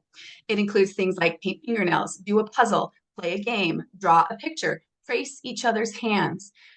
There's a whole, one other suggestion that I like, which actually isn't on the list, is how to use your phone for connection time. And that includes scrolling through old pictures, listening to music together and talking about it, using a silly filter on social media and looking at the filters together. That might be something that older kids, teens might do. So supporting the going might include creating a visitation bag where you then put fingernail polish in the bag, or you put a puzzle in the bag, or you put drawing supplies in the bag, or you put in the bag anything else that the child suggests that they might want to do. So I'm actually going to flip forward in the slides because I want to show you a strategy that I teach about this. So this is the getting started strategy. And this is something you can do with the child in your home. And you could also recommend that the biological or the first family does with the child during visitation, where you basically get a blank piece of paper. And in the middle of the piece of paper, you write the child's name. And then you say, as a foster parent, you would say, hey, you get to spend some together time with your mom. I recommend starting to shift those visitation times as the concept of together time so that it moves as you will keep spending time like this with your parent even when you go back into their home. This is some together time during your visitation. So you're going to spend some together time with your mom or with your dad. Let's make a list of things you would like to do with them in the 30 minutes that you have. And then the child can come up with those suggestions. So the picture here are pictures that I do this with my children and things that they had come up with. Now, in the pictures that you can see here, some of the kids, like the one in the back screen, has a whole list because that was a child who can write. Not all of our children can write. And so in the fourth screen, I had a child who just drew a picture of what they wanted to do. And then in the closest one together is a child who couldn't draw at all. So she just decorated it with stickers and told me what she would like to do. And then behind it is that list of 100 ideas. So you can take that list of 100 ideas and say, hey, you're going to get some together time with your parent, let's make a list of the things you might want to do while you're there. And then let the child highlight the ideas that they have that they would like.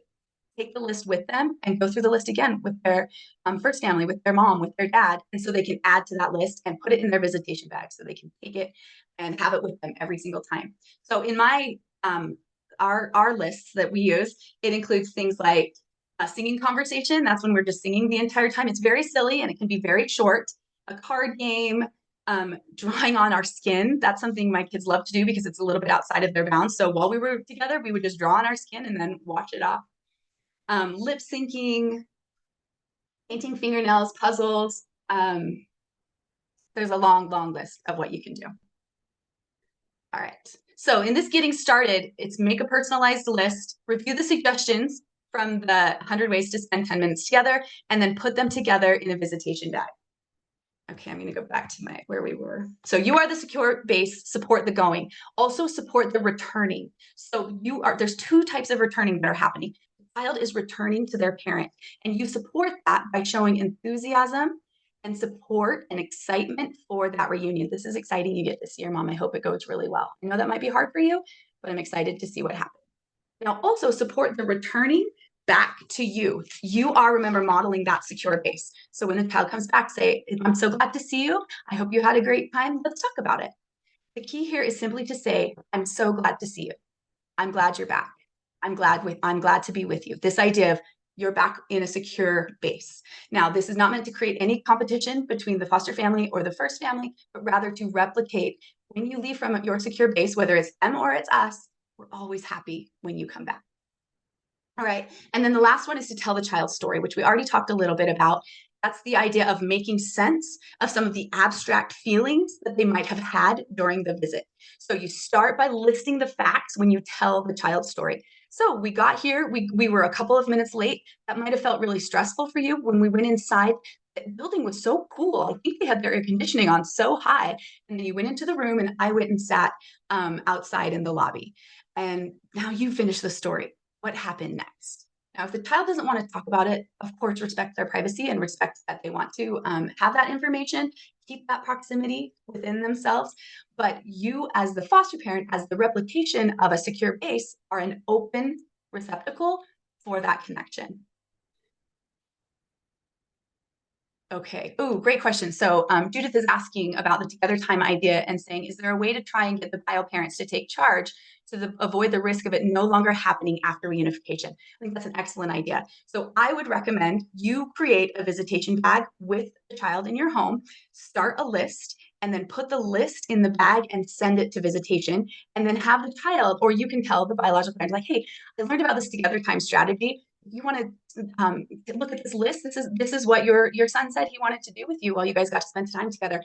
Add stuff to it because he really wants you to be involved with it. And then when they leave your home, they take the visitation bag home with them as well. Encourage the biological parent to add stuff to the bag as well, so that when they come to visitation, they have something to add to the bag as well. I would not recommend sending the visitation bag home with the biological parent, because you then can control that it's always going to show up again for visitations. That's a great question. Okay, so first strategy, you are the secure base. Support the going, support the returning, and tell the child's story.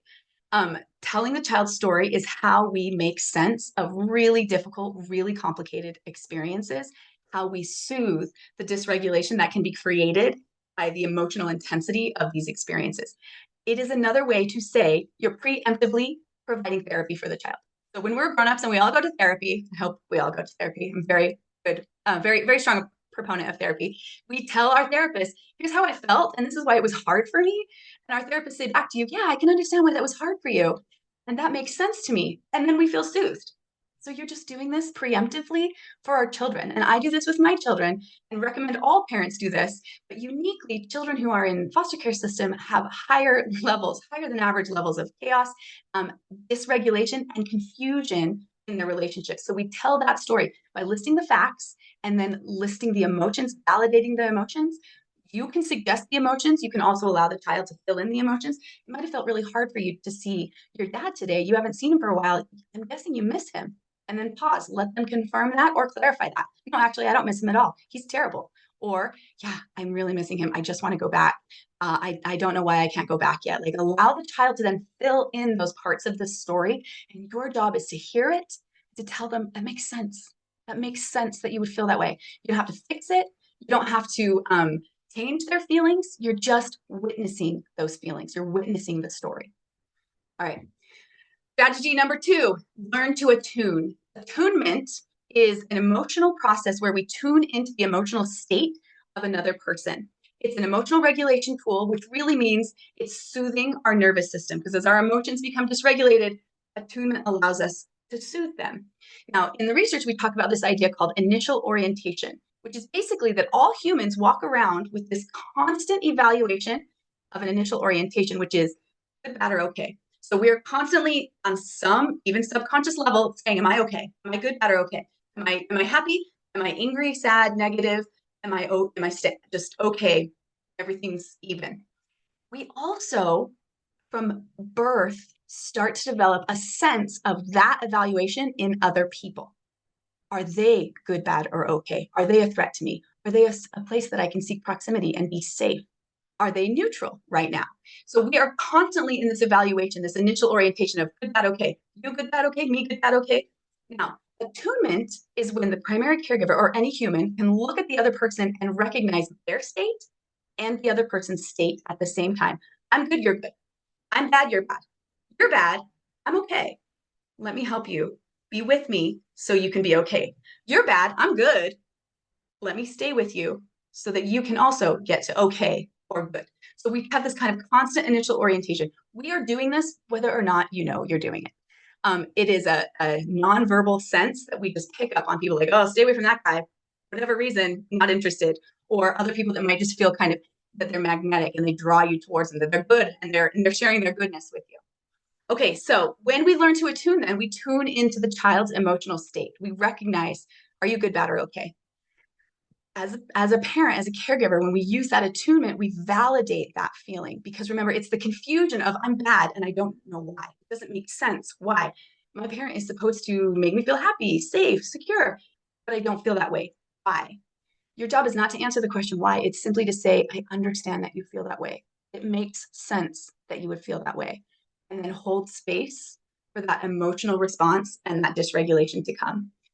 In learning to attune, we do a lot of emotion coaching in parenting. And in emotion coaching, as we start to hold space for all of these emotions, we name it, feel it, release it. So helping the children name the feelings that they're feeling. You're sad, you're disappointed, you're frustrated, you're hurt, you're afraid. It's okay to feel that way. That's the feeling. It's okay to feel that way. It makes sense that you would feel that way. And when we can name it and feel it, we're allowed to release it. And the releasing it is a process of coming back into regulation in our nervous system. We can then release it. I want to talk for just a second about the power of nonverbal communication. It's one of our most powerful strategies in all of our human relationships, but especially as parents. What this might look like is parental presence. That's what we call it in the research, parental presence, and it all comes nonverbally. That includes our facial expressions. Are we warm and inviting? Are we angry and disapproving? It includes our voice, our tone of speech, our rate of speech. Are we loud? Are we soft? Are we fast? Are we slow? It includes proximity, how close we get to the children that we're caring for. And is that an intimidating closeness, or is that a warm, receptive connection closeness? And our other body language. Now, this is the important tool here. If the nonverbal and the verbal messages do not match, the nonverbal will win every time. So if we as parents, if our first families also are treating their children this way in a nonverbal way that expresses disapproval, anger, resentment, aggression, that will win every single time, even if the words coming out of our mouths are, I love you. Well, I'm sorry that this happened to you. Well, it happened to me too. That will be entirely different than, I love you. I am sorry that this happened to you. It's happening to me too. Our nonverbal parental presence is one of our most powerful tools. So I want to talk to you about something I recommend for everybody to put in their visitation bags. And I use it in my home in interactions with my kids. And it's a book called The Rabbit Listened. And the book is about a little boy, and he's building a tower of blocks, and the tower of blocks falls to the ground, and he's super frustrated and upset about it. And one by one, his friends come to him and try to soothe him. Some of them try to soothe him by being angry with him. Some of them try to soothe him by getting him to go retaliate on someone else. Some of them try to soothe him by having him ignore it or make jokes about it. And he doesn't want to do any of those things. And then the rabbit comes and the rabbit sits next to him and lets him just until he's ready to move forward. The rabbit is helping him co-regulate that. I read this book to my kids so I can explain to them when they are dysregulated, I will sit with them. I will validate those feelings, but I'm not going to fix them. I'm just going to let you know that I understand why you feel that way. It's okay for you to feel that way. I'm staying with you. You can't always fix those things that are causing so much dysregulation and sadness. You can't always fix those. Okay, let's go to the third strategy, repair as needed.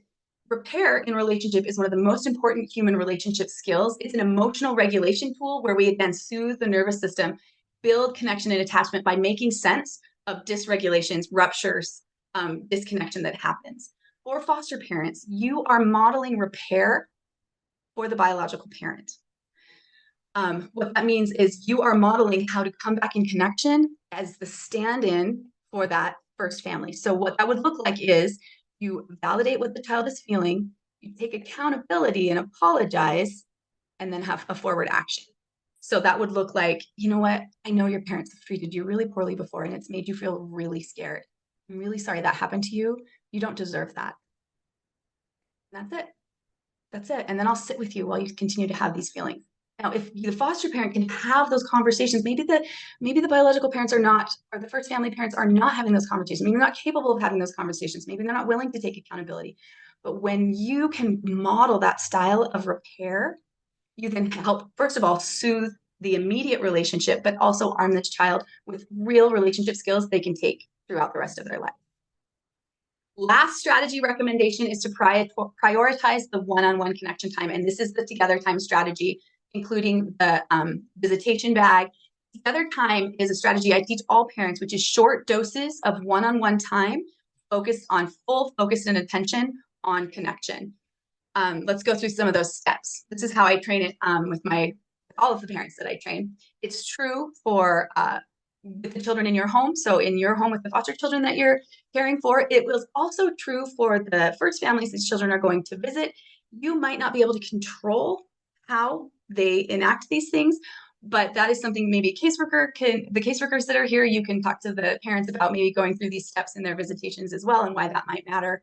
But at the very least, the children in your home will experience that connection and soothing while you do together time. So the together time is kind of like a crest. So we start and end very deliberately. A clear start means remove distractions, name it, and say, I want to spend some time with you. In my house, we'll say, hey, I have 10 minutes and I want to spend it with you. Let's have together time. We call it together time in our house. Another thing you can call it is the child's name. You could say, hey, I have 10 minutes and I want to have some Liz time. Or, hey, I have 10 minutes. I want to have some Les time. Let's spend some time together. So have a clear start. No distractions, no phones. Pull out your list of things you want to do. Pull out your visitation bag. Let's spend some time together. Then connect both verbally and non-verbally, because remember, nonverbal is so powerful. So connect non-verbally by looking at the child, maybe touching their shoulder, maybe smiling at them, and then say, I'm so glad to be with you. I'm so excited to spend time with you. And then you engage. And then at the end of the time, so there's a clear end as well, end with a verbal and nonverbal connection. So again, look at the child, smile, maybe ask for a hug and say, I love spending time with you. So you're verbally reinforcing, you matter. I see you, you matter. I love being with you. That is part of that secure base and part of that secure attachment. You matter. All right. We already talked about the getting started, which again is just a blank piece of paper that you start adding in the ideas of what you would want to do to spend time together. We talked about the visitation bag. So in review, we talked about attachment as the foundation. We talked about foster parents model that secure attachment and become that secure base. And then 4 types of strategies: be the secure base, learn to attune, repair as needed, and prioritize connection time. And then the last thing I want to add is this message that I recommend to all parents, that this is the kind of primary orientation I want all children to feel from their caregivers. I see you, I hear you, and what you say matters. And particularly in this world, we're not going to be able to fix a lot of the things that are so hard for the children that we're working for. What we can do is validate to them, I see what you're going through and it matters and you matter. I will replicate that here. And I hope then that when you go back with your first families, they will be able to replicate that as well. All right, I have only a few minutes for some questions. If there are any questions, please add them to the chat. I can clarify any of the strategies that we talked about, but I'd love to know your comments or your questions in the chat. The name of the book is The Rabbit Listened. I love it. Okay, so Ezra is asking, for first-time placements, what are common practices and activities foster adoptive parents do to start building attachment, connection, or bonding? Or is it better to nest at your home and give adjustment time and space? Great question. I do think that there's a short period of kind of nesting and adjustment time, but really by short, I mean like 24 hours. It doesn't have to be longer than that. And then I would recommend you start a together time strategy in your own home, where you say then with the child, like, hey, I'm so happy to have you in our home. I want to start spending some time with just you. Let's create our own list of what we might want to do if we have 10 minutes together. And here's a key strategy for parents that are busy, lots of kids, lots of things on their plate. Put on the list things you like to do as well. So it might be unloading the dishwasher together. It might be walking to go get the mail. It might be something you have to do otherwise. So then you can say, hey, I want to spend some time with you. Remember, I put going to get the mail on our list. Will you come with me to go get the mail? And then you have that one-on-one connection. Now, one-on-one matters because it is the heart of attachment. We are not attached to groups. We are attached to individuals. So you as the foster parent, while you may open your whole home and that child can feel welcome in your whole home, they are attaching to you individually and then to another person in your home and another person in your home. But it is not a group attachment. Group attachment doesn't exist. Group culture exists, but group attachment doesn't. So I do recommend together time strategy in the home from the first placement. All right.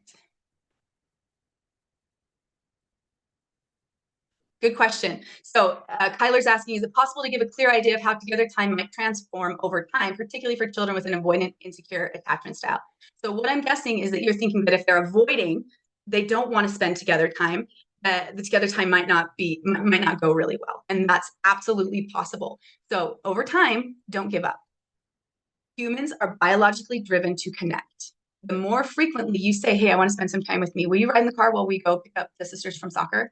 The more frequently you reach out to connect, the more likely the child is to respond and to also seek that proximity or feel soothed by that proximity. So stick with it. Refresh the strategies of what you want to do during that time periodically. So if it's not going well, you probably don't have a great list of activities to do together. So revisit the list. And maybe at the beginning, you only put 2 things on the list so that you can say, hey, when we have some time together, we are going to go tidy your bedroom, or we are going to go paint fingernails, or we are going to go build blocks. Maybe only put 2 things on that list. And then in 3 days, change the list again, so that you have this constant. Think about together time as a secure attachment needs arousal cycle. You're going through it over and over and over and over again. Every time you go through that cycle, you build connection and attachment. Okay, there are other really great questions in here, but I want to honor your time because I know you have just a few minutes of a break before you get into our next session. So I will turn the closing over to Liz. Thank you for letting me be here. I really appreciate and value the work that you're doing, and I'm honored to be associated with you. I'm sending you all my best care and support in what you're doing. Thank you. Thank you, Alisa, for your time.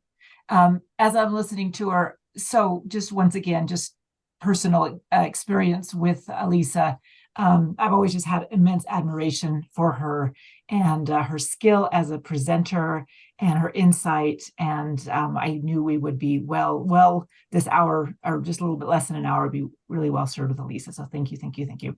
And I put in chat the link to her Instagram, the 10 Minutes Together, and she shares pretty consistently. She shares tips in that. So you guys are kind of at the beginning of this for probably most of you. And so as you follow her, you'll get some additional ideas.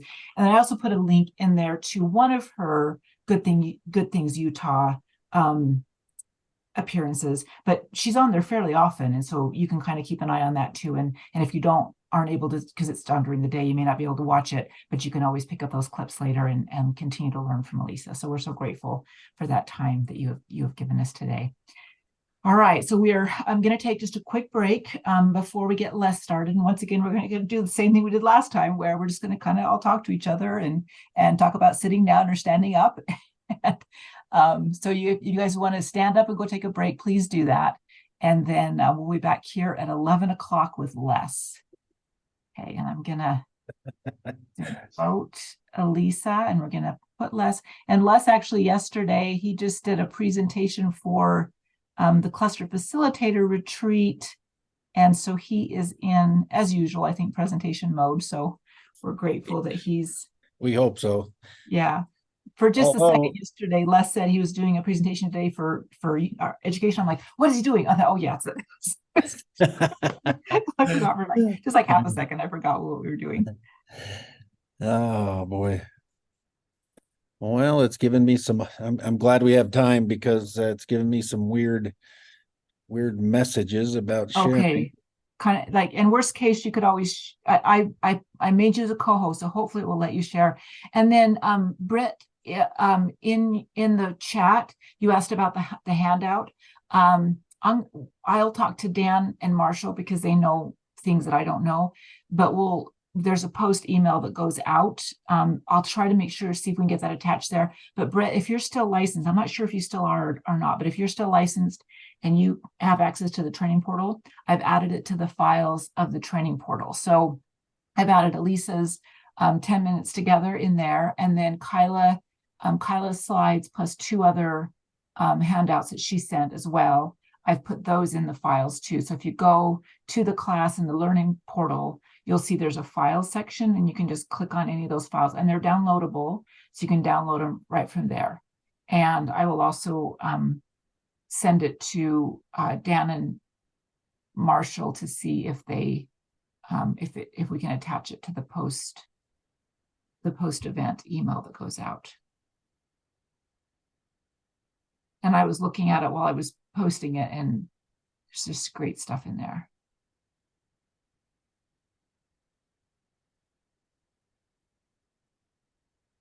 Can you see my screen then? Let's see here. Let me get back there. Yes, building Okay. connections. And I think it's so cool because Kyla used the word connections, Alisa used the word connections, and you're using the word connections. And I love that because this is really about connecting. I mean, we've kind of framed it as visitation, but really what visitation is about is building and maintaining connections. So I love that every single one of you are thinking this on the same track. On the same page. Yeah, it's kind of that That it happened kind of organically without us Yeah. communicating with one another. You know, that's kind of cool. There was that, I haven't read a bunch of the research for a long time. It's been decades, I think, since I've read the research, but there was a research. So meme now means, funny little thing you find on social media, but meme really is like common thoughts that emerge across people, across space and time. And that there is this whole science behind how these, multiple people can be generating the same idea at the same time without any seeming connection to each other.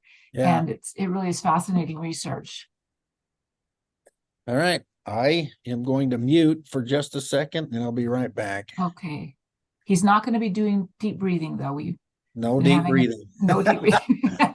We've been having a conversation. There was a woman I follow on Instagram who is, in the keeping with the work we do, trauma and children and that. And she put a post on today about kind of like a text from God saying, the next person that tells one of my children to calm down by deep breathing, I'm coming down there. And then she had some other ideas besides that. But the thing, and this goes along with all of the talks today, the thing that she said is the most important is that the child has a safe, trusted adult there to help them co-regulate. So all these strategies for regulation are really important. Those strategies, absent a relationship, are never going to be effective. And so that's kind of what Les taught us about yesterday is, and maybe we'll have to have him come and do an in-service on it. He taught about, all this, we talk about self-care all the time, but the reality is self-care is not sufficient, that we really need system care. We need community care. We need care from each other, that we're not designed to be self-regulating.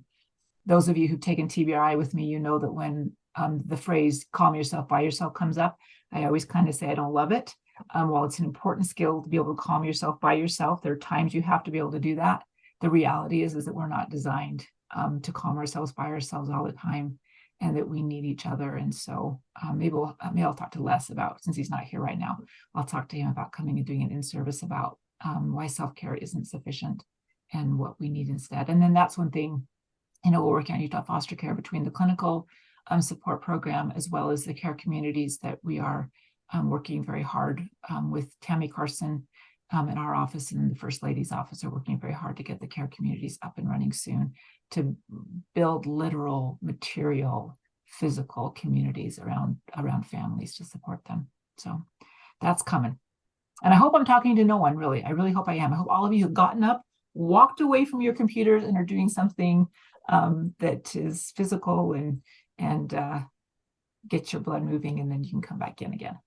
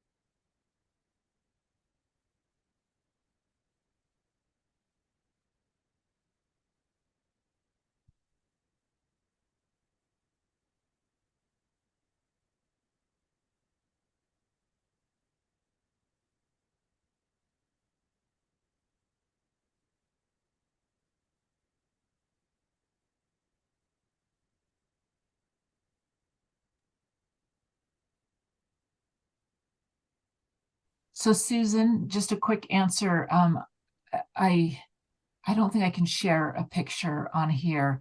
I don't know if you were able to find the class or not, but if you're able to find the class, you need to make sure you're registered for it.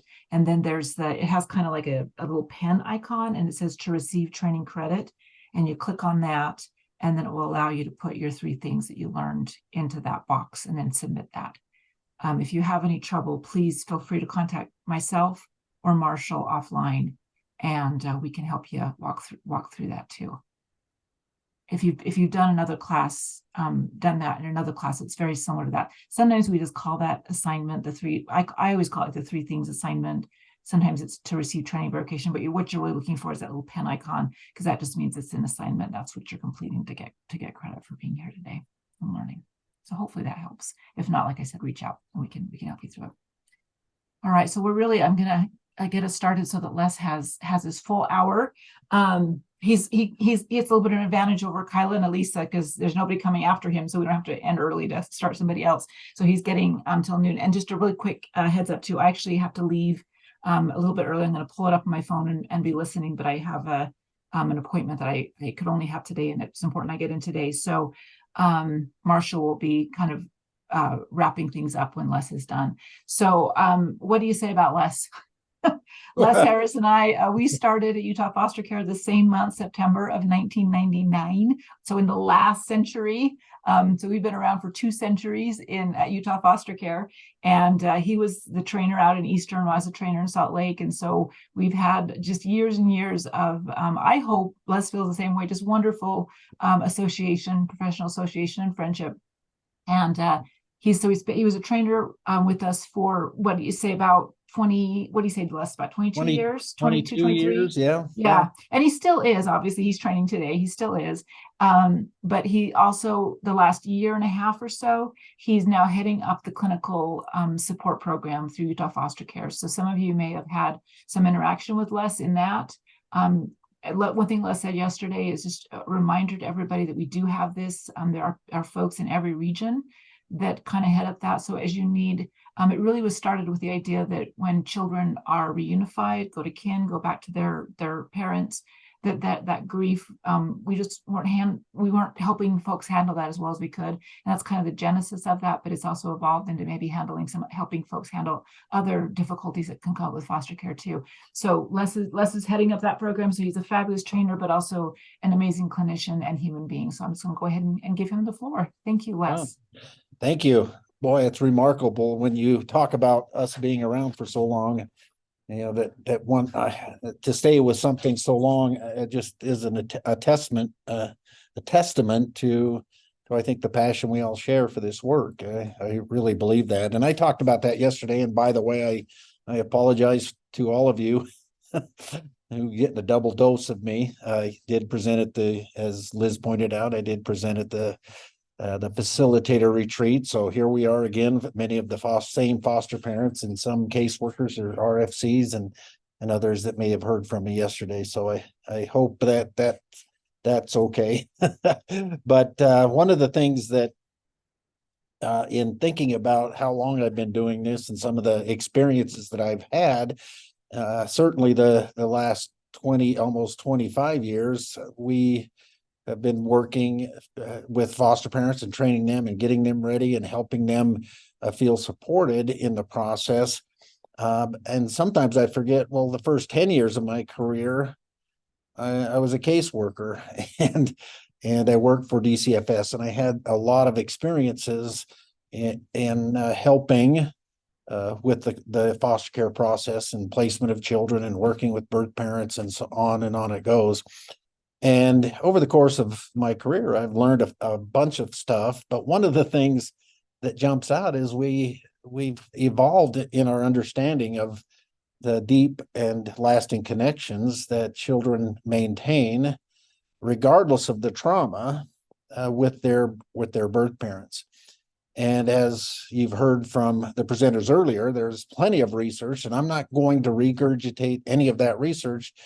But there's plenty of research that tells us that kids that have frequent visits and that certainly have the opportunity to maintain those connections with their families are going to be better off long term than those who don't have those opportunities. So first of all, you've talked about how to make those better.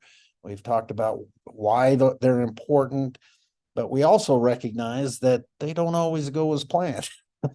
And that's part of the frustration, because one of the things we encounter, all of you have certainly been there, is birth parents who are not always as cooperative, or perhaps they're aggressive, perhaps they're even non-participatory in some circumstances. And so how do we rectify those circumstances to improve the overall outcomes for what we do? And how do we work with birth parents who are resistant? So, yeah, and again, I sometimes think that all of us are anticipating that there's going to be some kind of a magic bullet here, that somehow we have to reinvent the wheel and think of new ways to encounter our birth parents out there. And the truth is, it does come back to relationships and connections. And for all of us, as I prepared to have this conversation today, I thought about why are we complicating this more than we need to? I think we have to go back to some very important foundational principles of relationship building and maintenance. And just for me, it reminded me as well that sometimes I find myself very defensive when I'm challenged. Sometimes I find myself resistant to the person I'm working with simply because of disagreements and so forth. And it occurred to me that that's probably not a great place to work with somebody from. And I said, well, if we're going to address how we work with birth families effectively, we've got to go back to our foundations of understanding what relationships are and how we're going to respond to them in ways that are going to be useful. And I go back to those first probably 3 months of casework practice when I was with DCFS.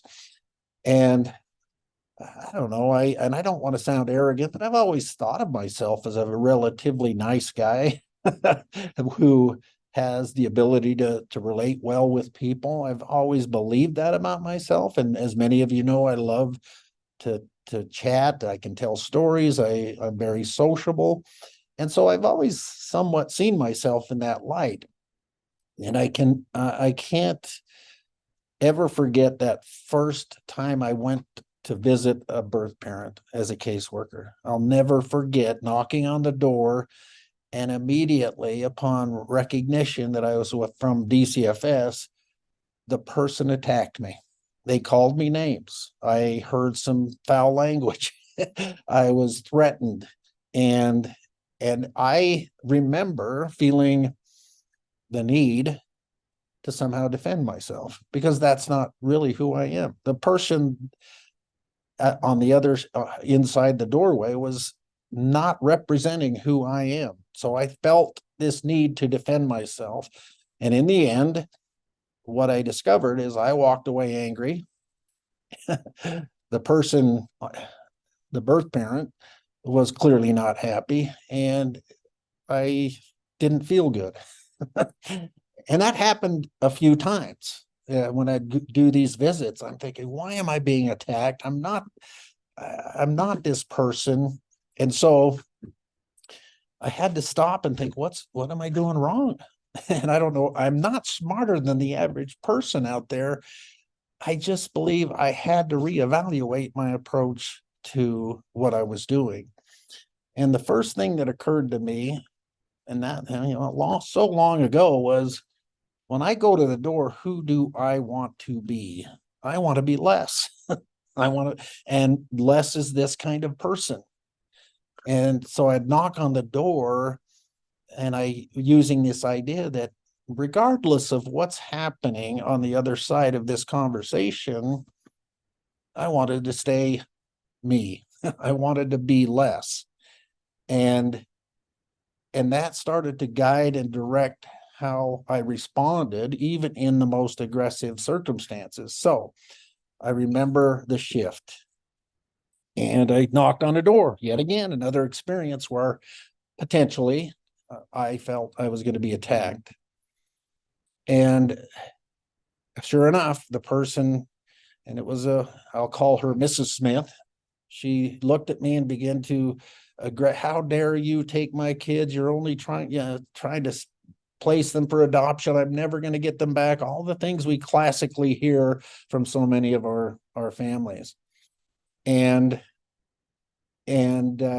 I simply looked at her and I said, Mrs. Smith, I can't imagine what it's like to have a total stranger come to your house to have to talk to you about losing your children, something to that effect.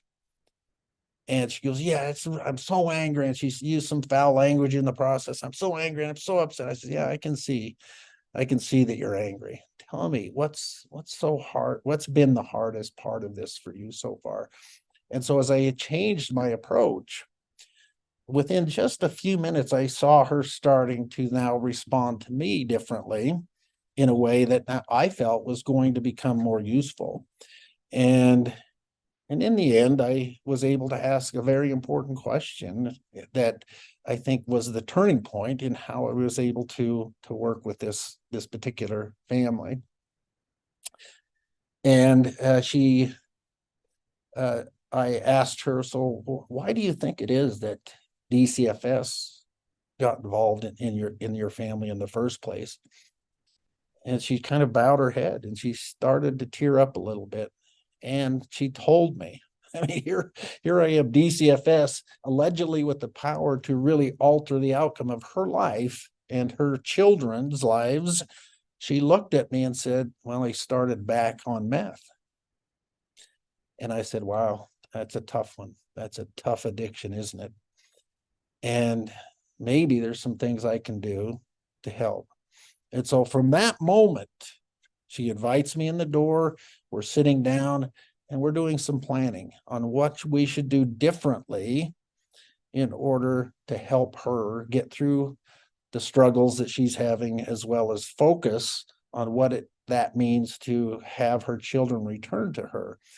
And I'll never forget that just that simple shift away from resistance and to empathy was perhaps the one thing that not only helped me in that circumstances, that then began to reinforce and guide my career throughout, where I had to step back and try, as hard as it is sometimes, to look at what's happening in their world through their eyes. And I remember one of the things that helped me early was I was a young father, 2 children. I think I had a 2-year-old and a newborn, a relatively newborn son. And I thought to myself, even back then, man, what would it be like for me, for somebody to come into my life and for me to have my children taken or removed from my home in some way? And I could never wrap my head around that thought. I could not even see that as a possibility. I only knew that because of how I loved my children, that had to be devastating. And then I began to apply that to my birth parents that I worked with, how devastating it was for them to have to go through this experience. So that's kind of laying the groundwork for our discussion today. And when I say discussion, I really do prefer the opportunity to have a conversation. As opposed, I know we're going to ask questions and put them in the chat, and that's great. Except I'm not great at technology. So if I go on for 10 minutes and then I take a pause and ask for questions, that's my preferred method to address you, simply because it's more interactive for me and that's what I prefer. But at the same time, maybe I'm not always going to notice the chat as efficiently as others. So I'm hoping we can address all of your comments as we go on. So having said that, I'm going to talk about, or at least ask you the question, and I want you to reflect on this for just a moment. But I know there's caseworkers and there's foster parents out there. We regularly face challenges to engage families and extended family members. So what are these challenges for you? I can share with you my experiences. I can talk to you a lot about how I've been able to mitigate some of the problems that we sometimes encounter. But we have a vast resource of knowledge beyond my experience out there. if we have caseworkers and administrators and others who have worked many years in this field and have had experiences, we need to know what those are and how you've been able to work effectively with our families. So having said that, I want to give you a minute to reflect. I want to first of all talk about the basis of why it's so difficult to work with our families at some time in some circumstances, and then some of the things we can do to mitigate that. So having said that, first of all, let's talk about the primary emotion that is occurring when we first encounter birth parents. Now, I'm not saying this is universal. I'm not saying that this is everybody's experience, but it is, for me, has been the vast majority of my families, initially at least, are aggressive and angry and insulting, and the list goes on. And so, first of all, we have to assess, is this anger justified? Well, based on my understanding of relationships between parents and children, I would say yes. Mainly, the question becomes, would you be angry too? And I think the answer has to be yes, that all of us would recognize that somehow an intervention into our world that felt intrusive and that we felt powerless to do anything about would result in a response of anger. In other words, we're going to be protective of our children. We will fight to the death, I would assume, to protect them. And so when that is threatened, we respond often with anger. And that's the underlying emotion here. So is that anger justified? I'm going to say yes, it is. And just like the parent I described a minute ago, I would agree that their anger was clearly evident, but because of the way I was able to validate that emotion and help them understand the source of their own emotion, that helped me then regain at least a little bit of trust, I'm assuming, with that parent. So is the anger justified? Yes, I'm going to say yes. Are there disagreements with that? Do you believe, and I mean, maybe it's an absurd question, but do you believe that most of our parents simply are justified in how they respond to the loss of their children?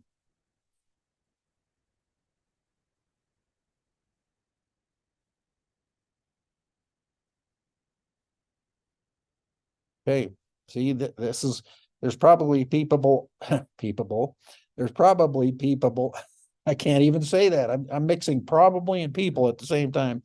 So there is probably people who are putting things in the chat, and for some reason I can't see it. So if you have a comment, please feel free to unmute yourselves and make that comment.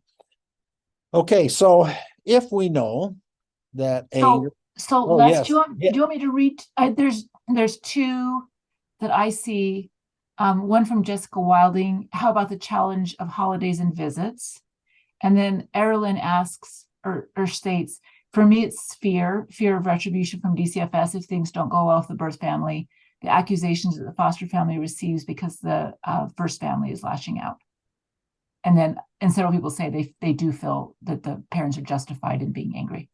Yeah. Okay. Oh, hey, if I escape from my presentation, I can actually scroll through the chat. I just discovered that as you were talking, so thank you.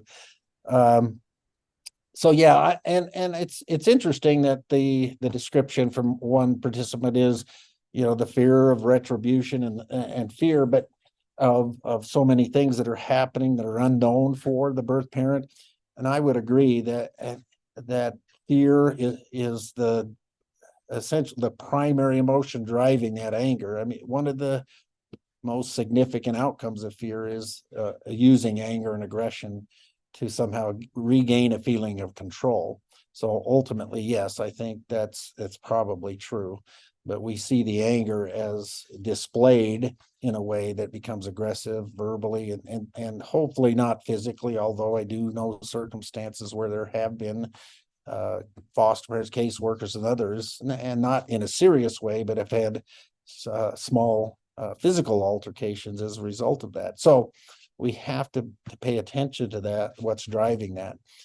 And as we think about then, what are some of the challenges, we recognize that they're driven usually by, in a sense, a justified emotional response to what's happening in their world.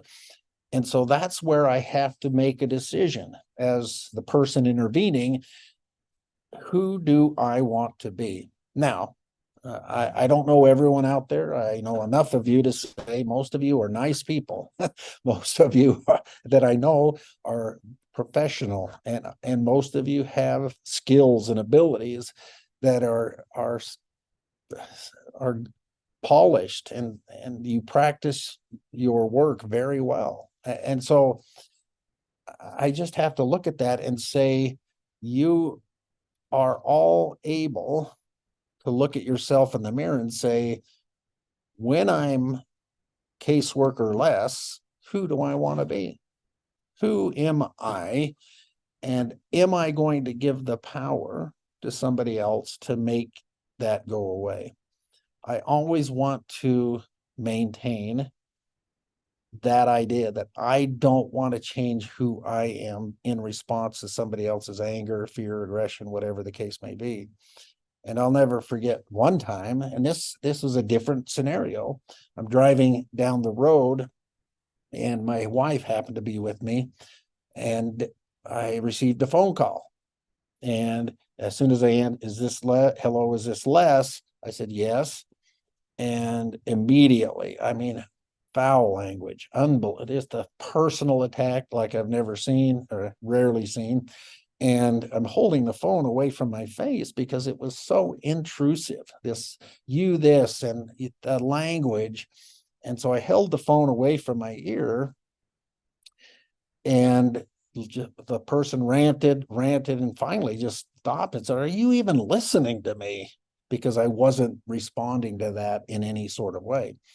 And I simply said, and I'm trying to model exactly the voice that I used in that circumstance. I said, I'm sorry, Johnny, I can't speak with you when you're swearing at me like that. And he said, oh, you know what, you're right, I'm just so, and he used a different word for anger, but he said, I'm so this, and I said, yeah, you are angry. And so tell me what's happening. Tell me your thoughts. What's happening right now? And then we were able to have a conversation. And later in the conversation, he ratcheted back up a bit. And I had to remind him, remember, Johnny, when you start swearing, it's hard to have a conversation. And we were able to end the call relatively on a good terms. And as soon as the call was over, my wife looked at me, and I'll never forget. She asked me this question: why would you let somebody treat you that way? And based on what I've already described, I said, why would I let somebody else determine who I want to be? I was going to be me. And I'm not going to be the guy that's trying to defend myself and meet his foul language with my own.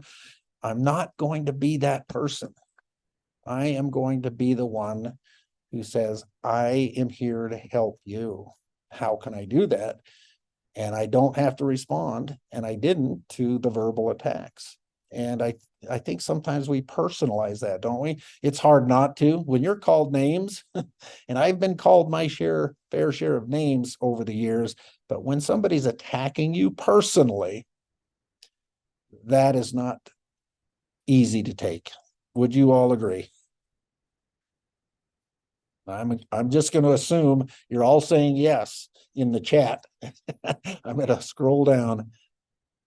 So yeah, confusing. Yes, there it is. So my point is, just because I'm talking about this in the way I am, doesn't mean it's easy. there are times, and I'm not going to suggest to anyone that I haven't messed this up. I haven't started to get caught in that trap where I suddenly have to justify, I have to attack back, I have to explain, I have to talk about and meet their aggression with my own. That's unfortunate. But for me, and I realize in those moments, it doesn't work out. So I have to remember that concept. Who am I? Who do I want to be in this relationship? So that's for me, at least been a really good guiding force in a lot of my practice. Of course, is because we know that people can be aggressive and insulting and do all the other things that we have grown familiar with over the years. The first thing I remind people, and now Liz had mentioned, I've been training, I've been in the training department or the education department for 22 years. I was trained who knows how many foster families over those years. And those of you who know me will know that one of them, when we got to the best part of what I thought was the education piece, was how do I help children manage their difficult emotions and behaviors? One of my primary principles was, as a parent, to stay calm. And people would laugh, oh yeah, stay calm, that's easy. And I would never imply it's easy to do. All I would suggest is that's the secret to helping regulate a dysregulated child. So as I begin to use those same principles from what I learned about my experiences with birth families and other aggressive individuals, applying that in a parenting scenario or in relationships in general, became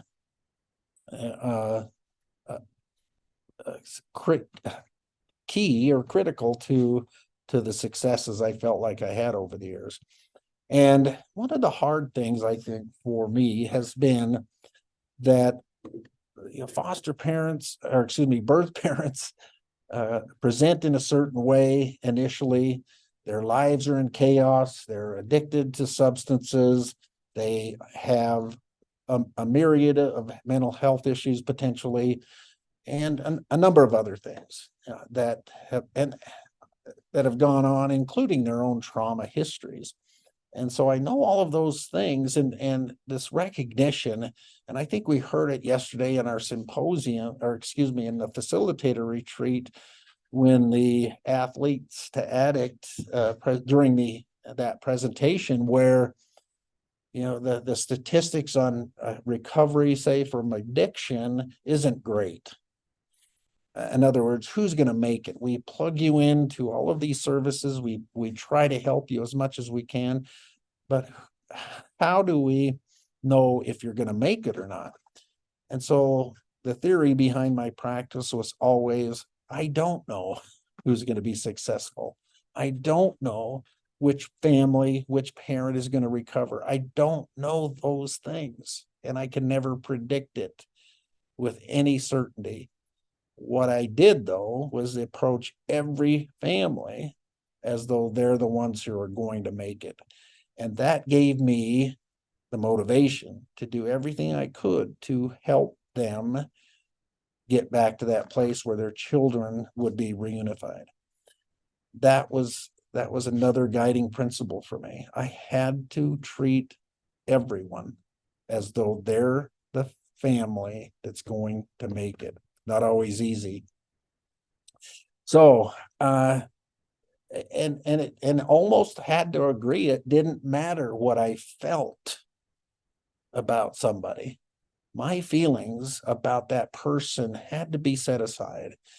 I may have certain feelings about addiction. I may have certain feelings about people who harm children. I may have all of these various emotions and thoughts about that, but being able to push that aside to see that person as somebody who could have their children returned to them was the work I wanted to focus on.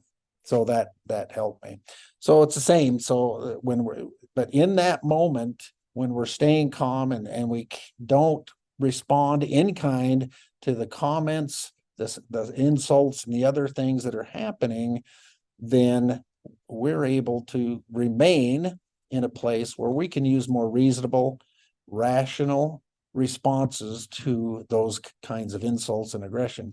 And so I think that goes right along with what we all know about our own brain response under stress, that when we respond from a place of stress, we're generally not going to say or do the things that are going to be useful.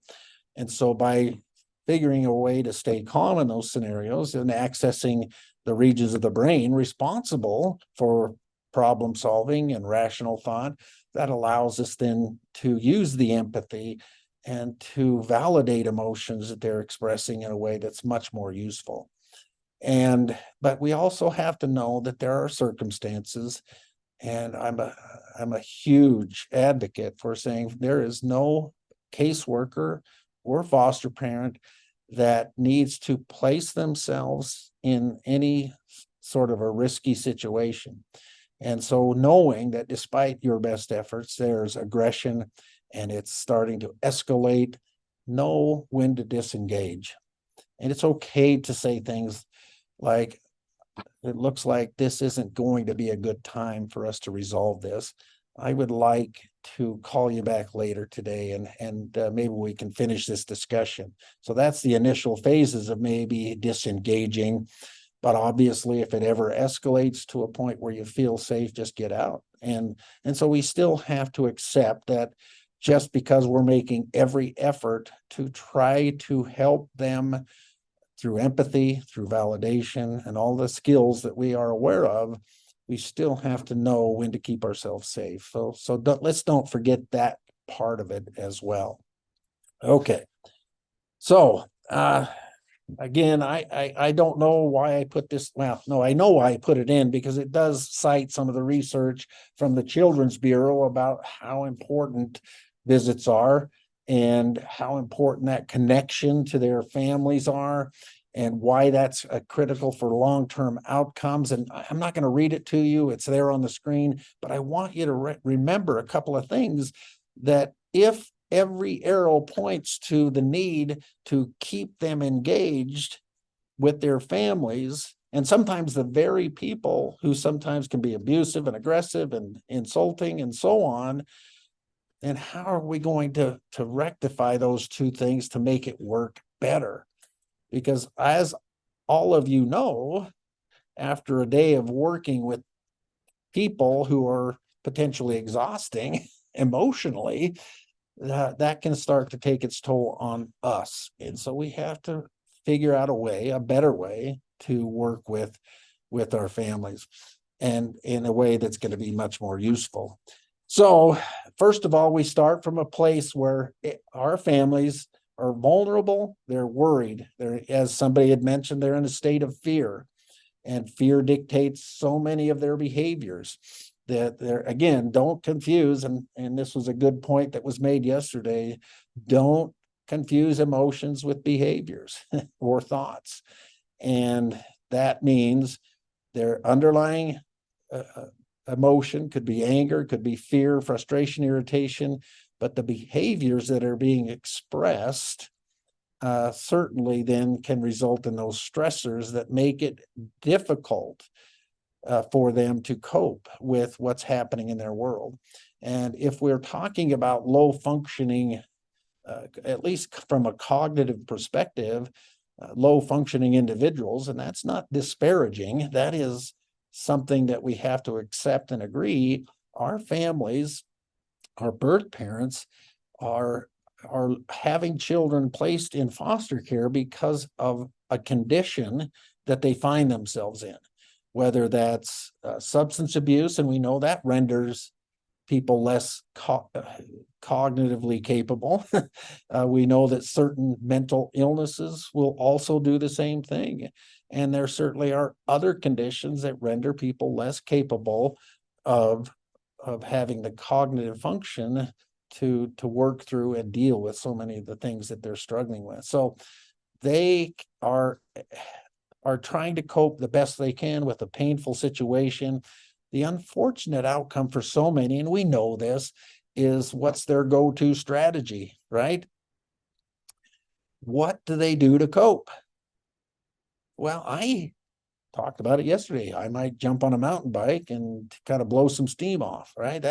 And everybody around me says, that's healthy. Boy, Les, that's a healthy way to cope. Good for you. You found a great coping mechanism. And yet, when we're talking about those that have impairment due to addiction and other conditions, they're not thinking about, the next mountain bike trip. They're thinking about, how do I make this pain go away right now? So these stressors are overwhelming them to the point they go right back to the same coping mechanisms they've always used, and that is the substances for the most part. And we know the outcomes. We don't have to go over all of the outcomes from those circumstances. And so how do we then start to build with individuals who are struggling in those ways, that foundation of trust? And I know that we've been talking a lot about connections. And certainly the title of my remarks today is building connections with our birth parents. So, and we may look at that and think, well, what does that have to do with working with a birth parent in a more useful way? Unless they can feel connected in some meaningful way, they may always enter the relationship in a place of resistance. And we know from experience that that is not usually going to end up well, or as well as it potentially could or should have in the process of working with our families. So that's my perspective. How do we build that foundation of trust? And so there you look at all the words using empathy, compassion, validation, and they have so many struggles. And if you could recognize that those struggles are real, that they're not imagined, and start to build a relationship of trust, as my example earlier provided, I think that we start to do better work. Now, I would have to stop here and say, this may sound like it's coming from a caseworker perspective, that, oh, I'm the caseworker, I'm out in the field, I'm knocking on doors, I'm talking to birth parents all the time, so I have to learn these skills. That and yes, absolutely, all caseworkers should have that ability to build a foundation of trust. But I think what gets forgotten is that our caregivers, our foster families, sometimes are not as, at least it's not as emphasized, that perhaps this is the same skill set that is required of our foster families. And in saying that, all that simply means is, why is it that we can't help our foster parents do the same thing? And the question is, we can. Foster parents can exhibit the same characteristics and abilities to develop empathy, compassion, and validate the struggles of our birth. You can do that. Yet you're in a unique position because you are often viewed differently than even a caseworker, because the children are physically in your home, and often you are seen as the person that is somehow the barrier for reunification. Unfortunate. And so my hope is that in talking about these characteristics, that we can also emphasize to our families that these qualities are, and skills, if you will, are the things that must be exhibited by you as well. And I know you do. It's not as though I'm saying that you can't or don't do these things. I know you probably do them ad nauseum, but we have to emphasize that foundation of trust is not just entrusted to the caseworkers, the agency personnel. It is the system. The people that surround the birth parent must all exhibit these same characteristics. And so I want to emphasize that. And so one of the things I started to do as an early foster care caseworker is engage my families in a way that would begin to foster relationships of trust from the very beginning, my foster families. And so one of the things I encouraged, and I found this to be so helpful early, was after the initial placement, after 2 or 3 days, I would meet with the foster family or call them and suggest, hey, would it be okay if you wrote a letter to the birth parents and just told them that their kids were doing well, that they think about you all the time, and that hopefully in the future during visits, we have the opportunity to maybe share some memories about your children, or something nice, something that says, look, I'm not here to keep you from your children. I'm not here to deny you of that relationship. I'm actually trying to promote that relationship. And so here's a note. Your kids are doing well. I just want you to know they're thinking about you all the time. The caseworker can certainly deliver that initially, and then these kind of see how that's going to foster a relationship of trust. And what I found, for the most part, that started to have an impact, that many of the families that I was working with were actually developing some really cool relationships with our birth parents. And I found, and this is just a sidebar, but as a caseworker, when those relationships between birth parents and foster parents were working, my job was actually kind of easier, right? It actually lessened the burden, if you will, of some of the things I had to worry about.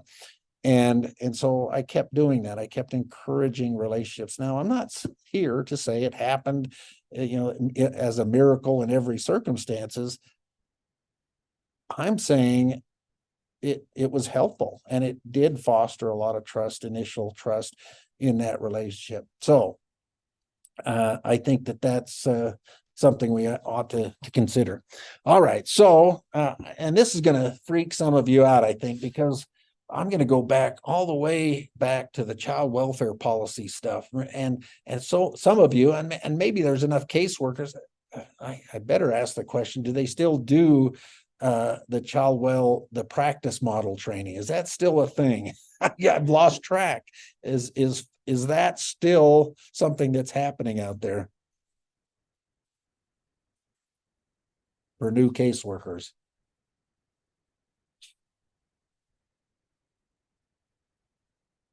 Okay, I don't know. I can do this.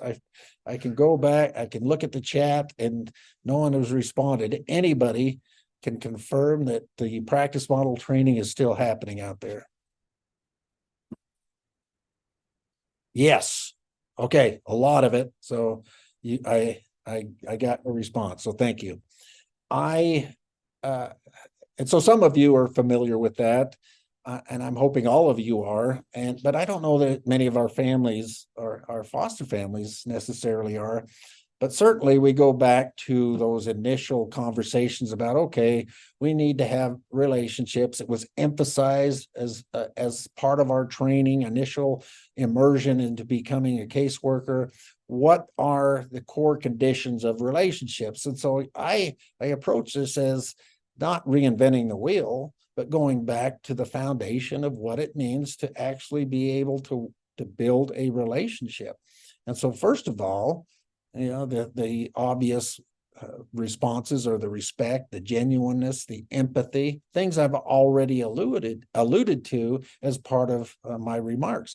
So having said those things, do we simply go to training? And I look at this and think, I used to do the practice model training back in the day, and I often walked away. Are people seriously looking at this as a way to help them improve their casework practices, or is this another requirement to be able to do their job?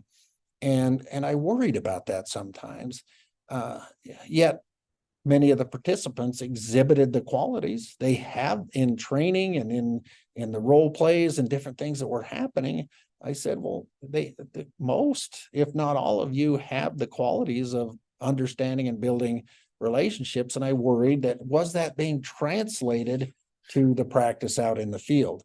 And so that's what I was hoping to see, that we go back to recognizing that practice model training is not an arbitrary requirement to becoming a caseworker, it is a real opportunity to examine and evaluate how we can develop relationships.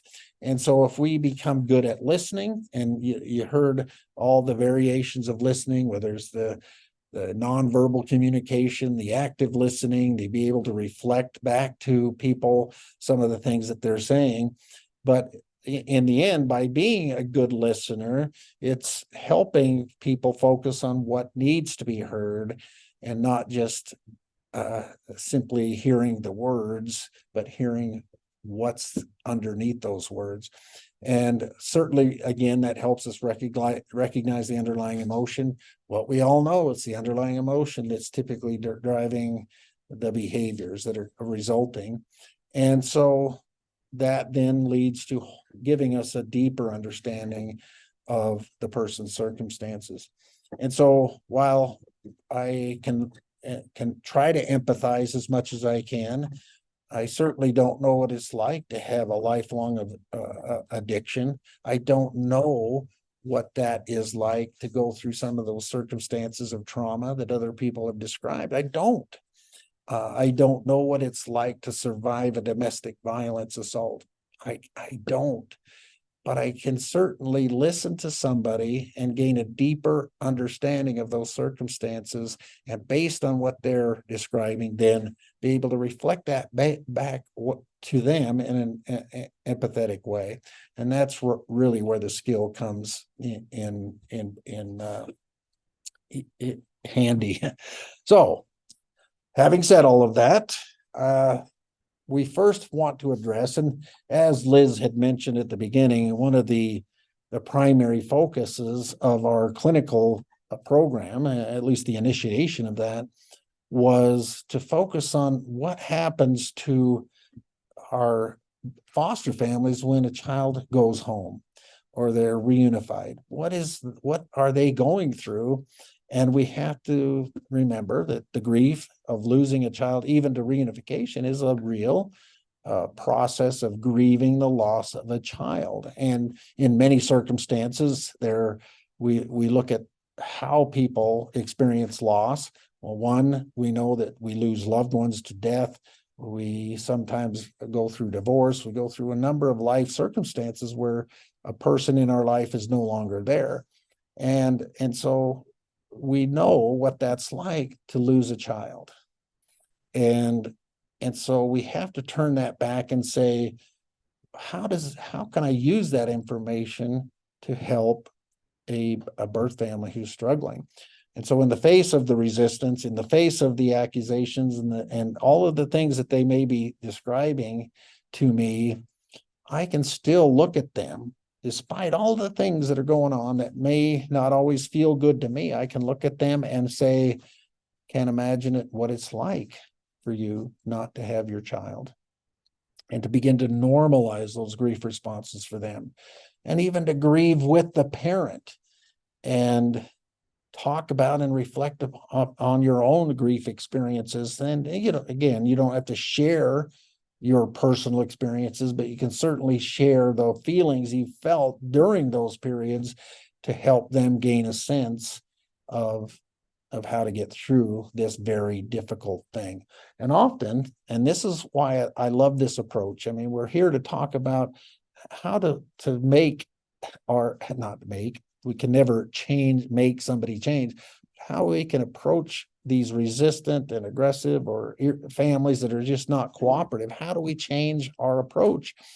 Well, certainly by trying to relate their experiences to their valid emotions, and some of the responses is going to go a long way to reducing the resistance and likely increase some sense of trust in the process.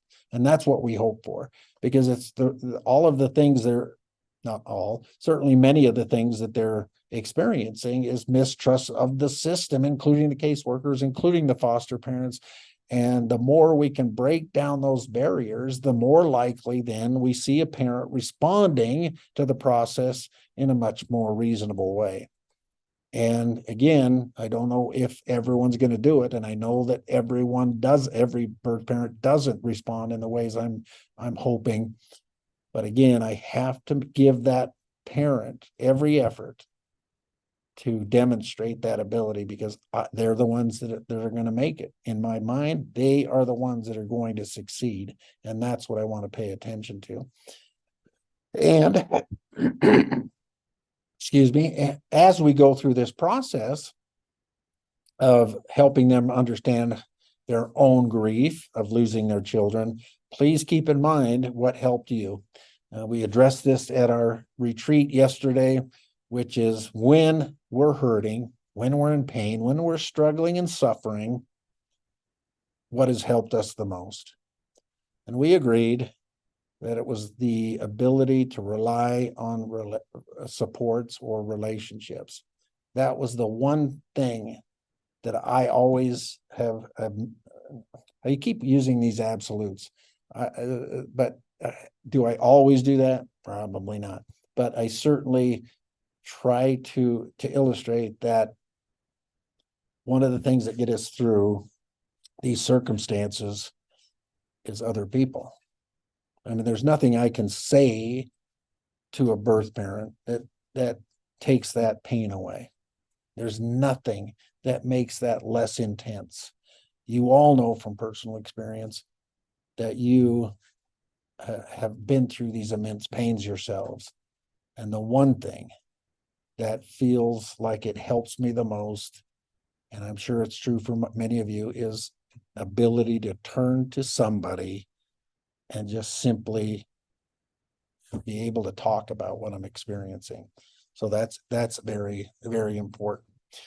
Okay, so but the other thing I forgot to mention as part of that is as we know that they're going through that loss of their role as a parent, please keep in mind that one of the best outcomes is to actually increase the role of the parent. And by the way, that shouldn't always mean increase the visits, increase the times of the visits. It simply means that there are so many things the child has to do as part of them being in your home. They have visits, of course. They have doctor visits. They have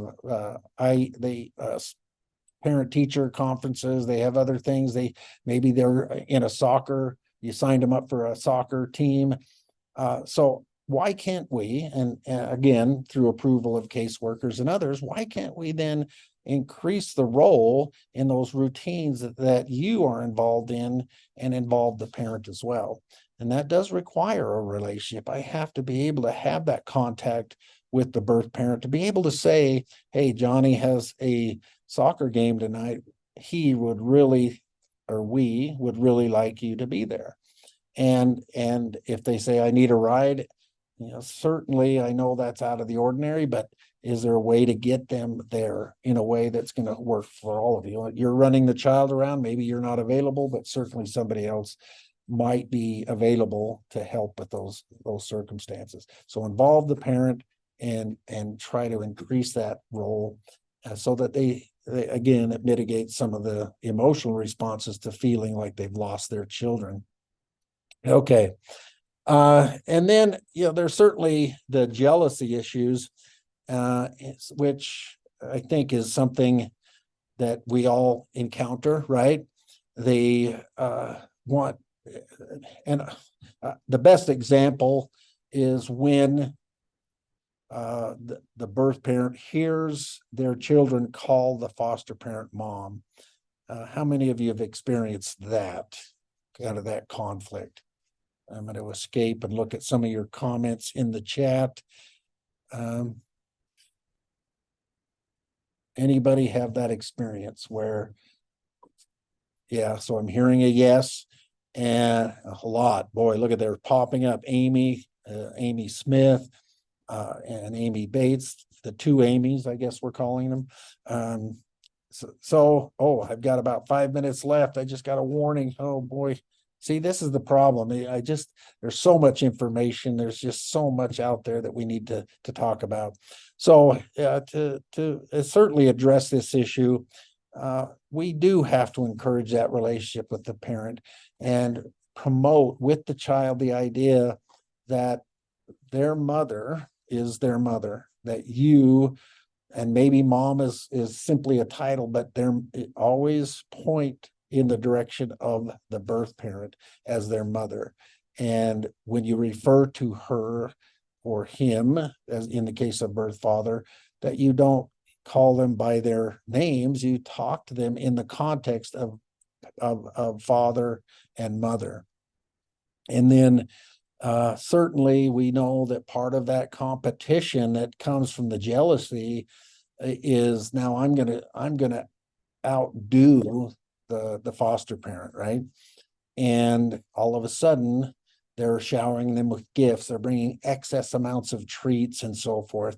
And one of the things that I've often used to try to mitigate that is the family team meeting. I've had some foster parents themselves who have essentially contacted the birth parent and had a conversation about some of the boundaries because of what it does and for children, particularly if it's around meal times, and how that's not helpful, and that, but appreciating that they really want to be connected to their children in a meaningful way. But how can we alter that? And would it be okay if I was able to take those treats to my house so that they had them over between the visits, so that that's something that kind of reminds them of you, so to speak. So I've had foster parents talk about that directly with birth parents. I've resolved some of that in family team meetings. Okay, so I'm getting a lot of responses here. So I just want to look and read some of the comments, because it looks like, man, we're out of time. So it hurts. Yeah. So calling a parent or having the birth parent hear the children call you mom, again, the comment is, yes, it hurts the parent. And also if they would think of it as just a word, something, someone is taking care of him at the time. And I think that's true. One of the I guess things I've always believed about the title parent is it is a title. It's not something you're just gifted because you had a child. And so if you are a parent, if you're a father, are you doing the job of a father? And if you are a mother, are you doing the job of mom? And so I think that's part of it. We have to recognize that. I think the child is simply seeing me do the mothering role at this point, but I want that birth parent to know you are their mother, and I never want to take that away from you, or I don't want to take that away from you. So those are some of the things that you can have those conversations about, but it does certainly rely on that foundation of trust to be able to do that. I had one kid that called every woman mom, so it didn't really mean anything, and I've seen that too. So as we learned from Alisa earlier, one of the outcomes of the attachment struggles that many of our kids have is that they're so eager to be in a relationship with a parent that title is used for anybody that may show them at least a small modicum of attention. And yeah, so we have to recognize that mom isn't always something that they're using as a way to describe their connection as much as it is their lack of attachment and ability to make those connections in a meaningful way. So yeah, so good point. I am now looking like I'm out of time. Marshall, it looks like we're done, right?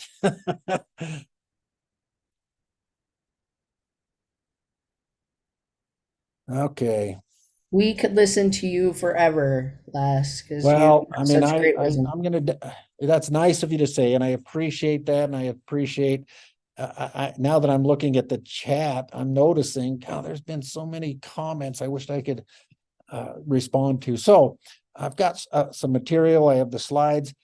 I'm going to invite anybody who's here today to email me directly with specific questions related to how do I take care of a problem I'm experiencing with the birth parent.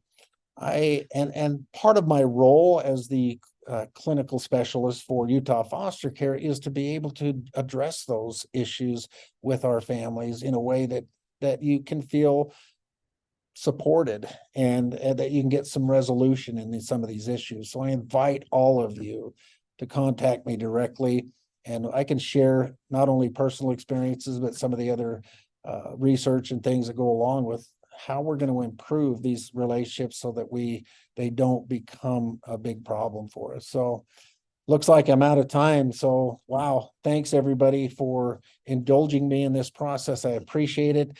I hope that in the end that all of you walk away with at least a basic understanding of, I still, after all these years, and I mentioned it at the facilitator retreat yesterday, 34 years, October 1, after all of these years, I still have the same passion for this work. I love what I do. I love helping you do better at what you do. And I want to continue this work in a meaningful way for all of us. So please use the resources. I'm a resource for all of you. Please reach out and we'll make sure that you get what you need. So thank you very much.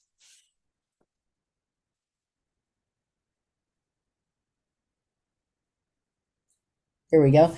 Thank you, Les, and thanks to all of our speakers today. I don't know about you guys, but I feel very well educated today. Thank you for those of you that have joined. We hope that you felt that as well. If you are a licensed foster parent, please make sure you go into the UFC training through Bridge and complete the 3 things assignment so that you can get credit for participating today. I tried to mark most of you off as I was listening today. Some may have been missed. Maybe if you used a different email or thing like that. If you have any problems, I'm going to put my email in the chat, and we'll get you added to that UFC training so that you can complete that course.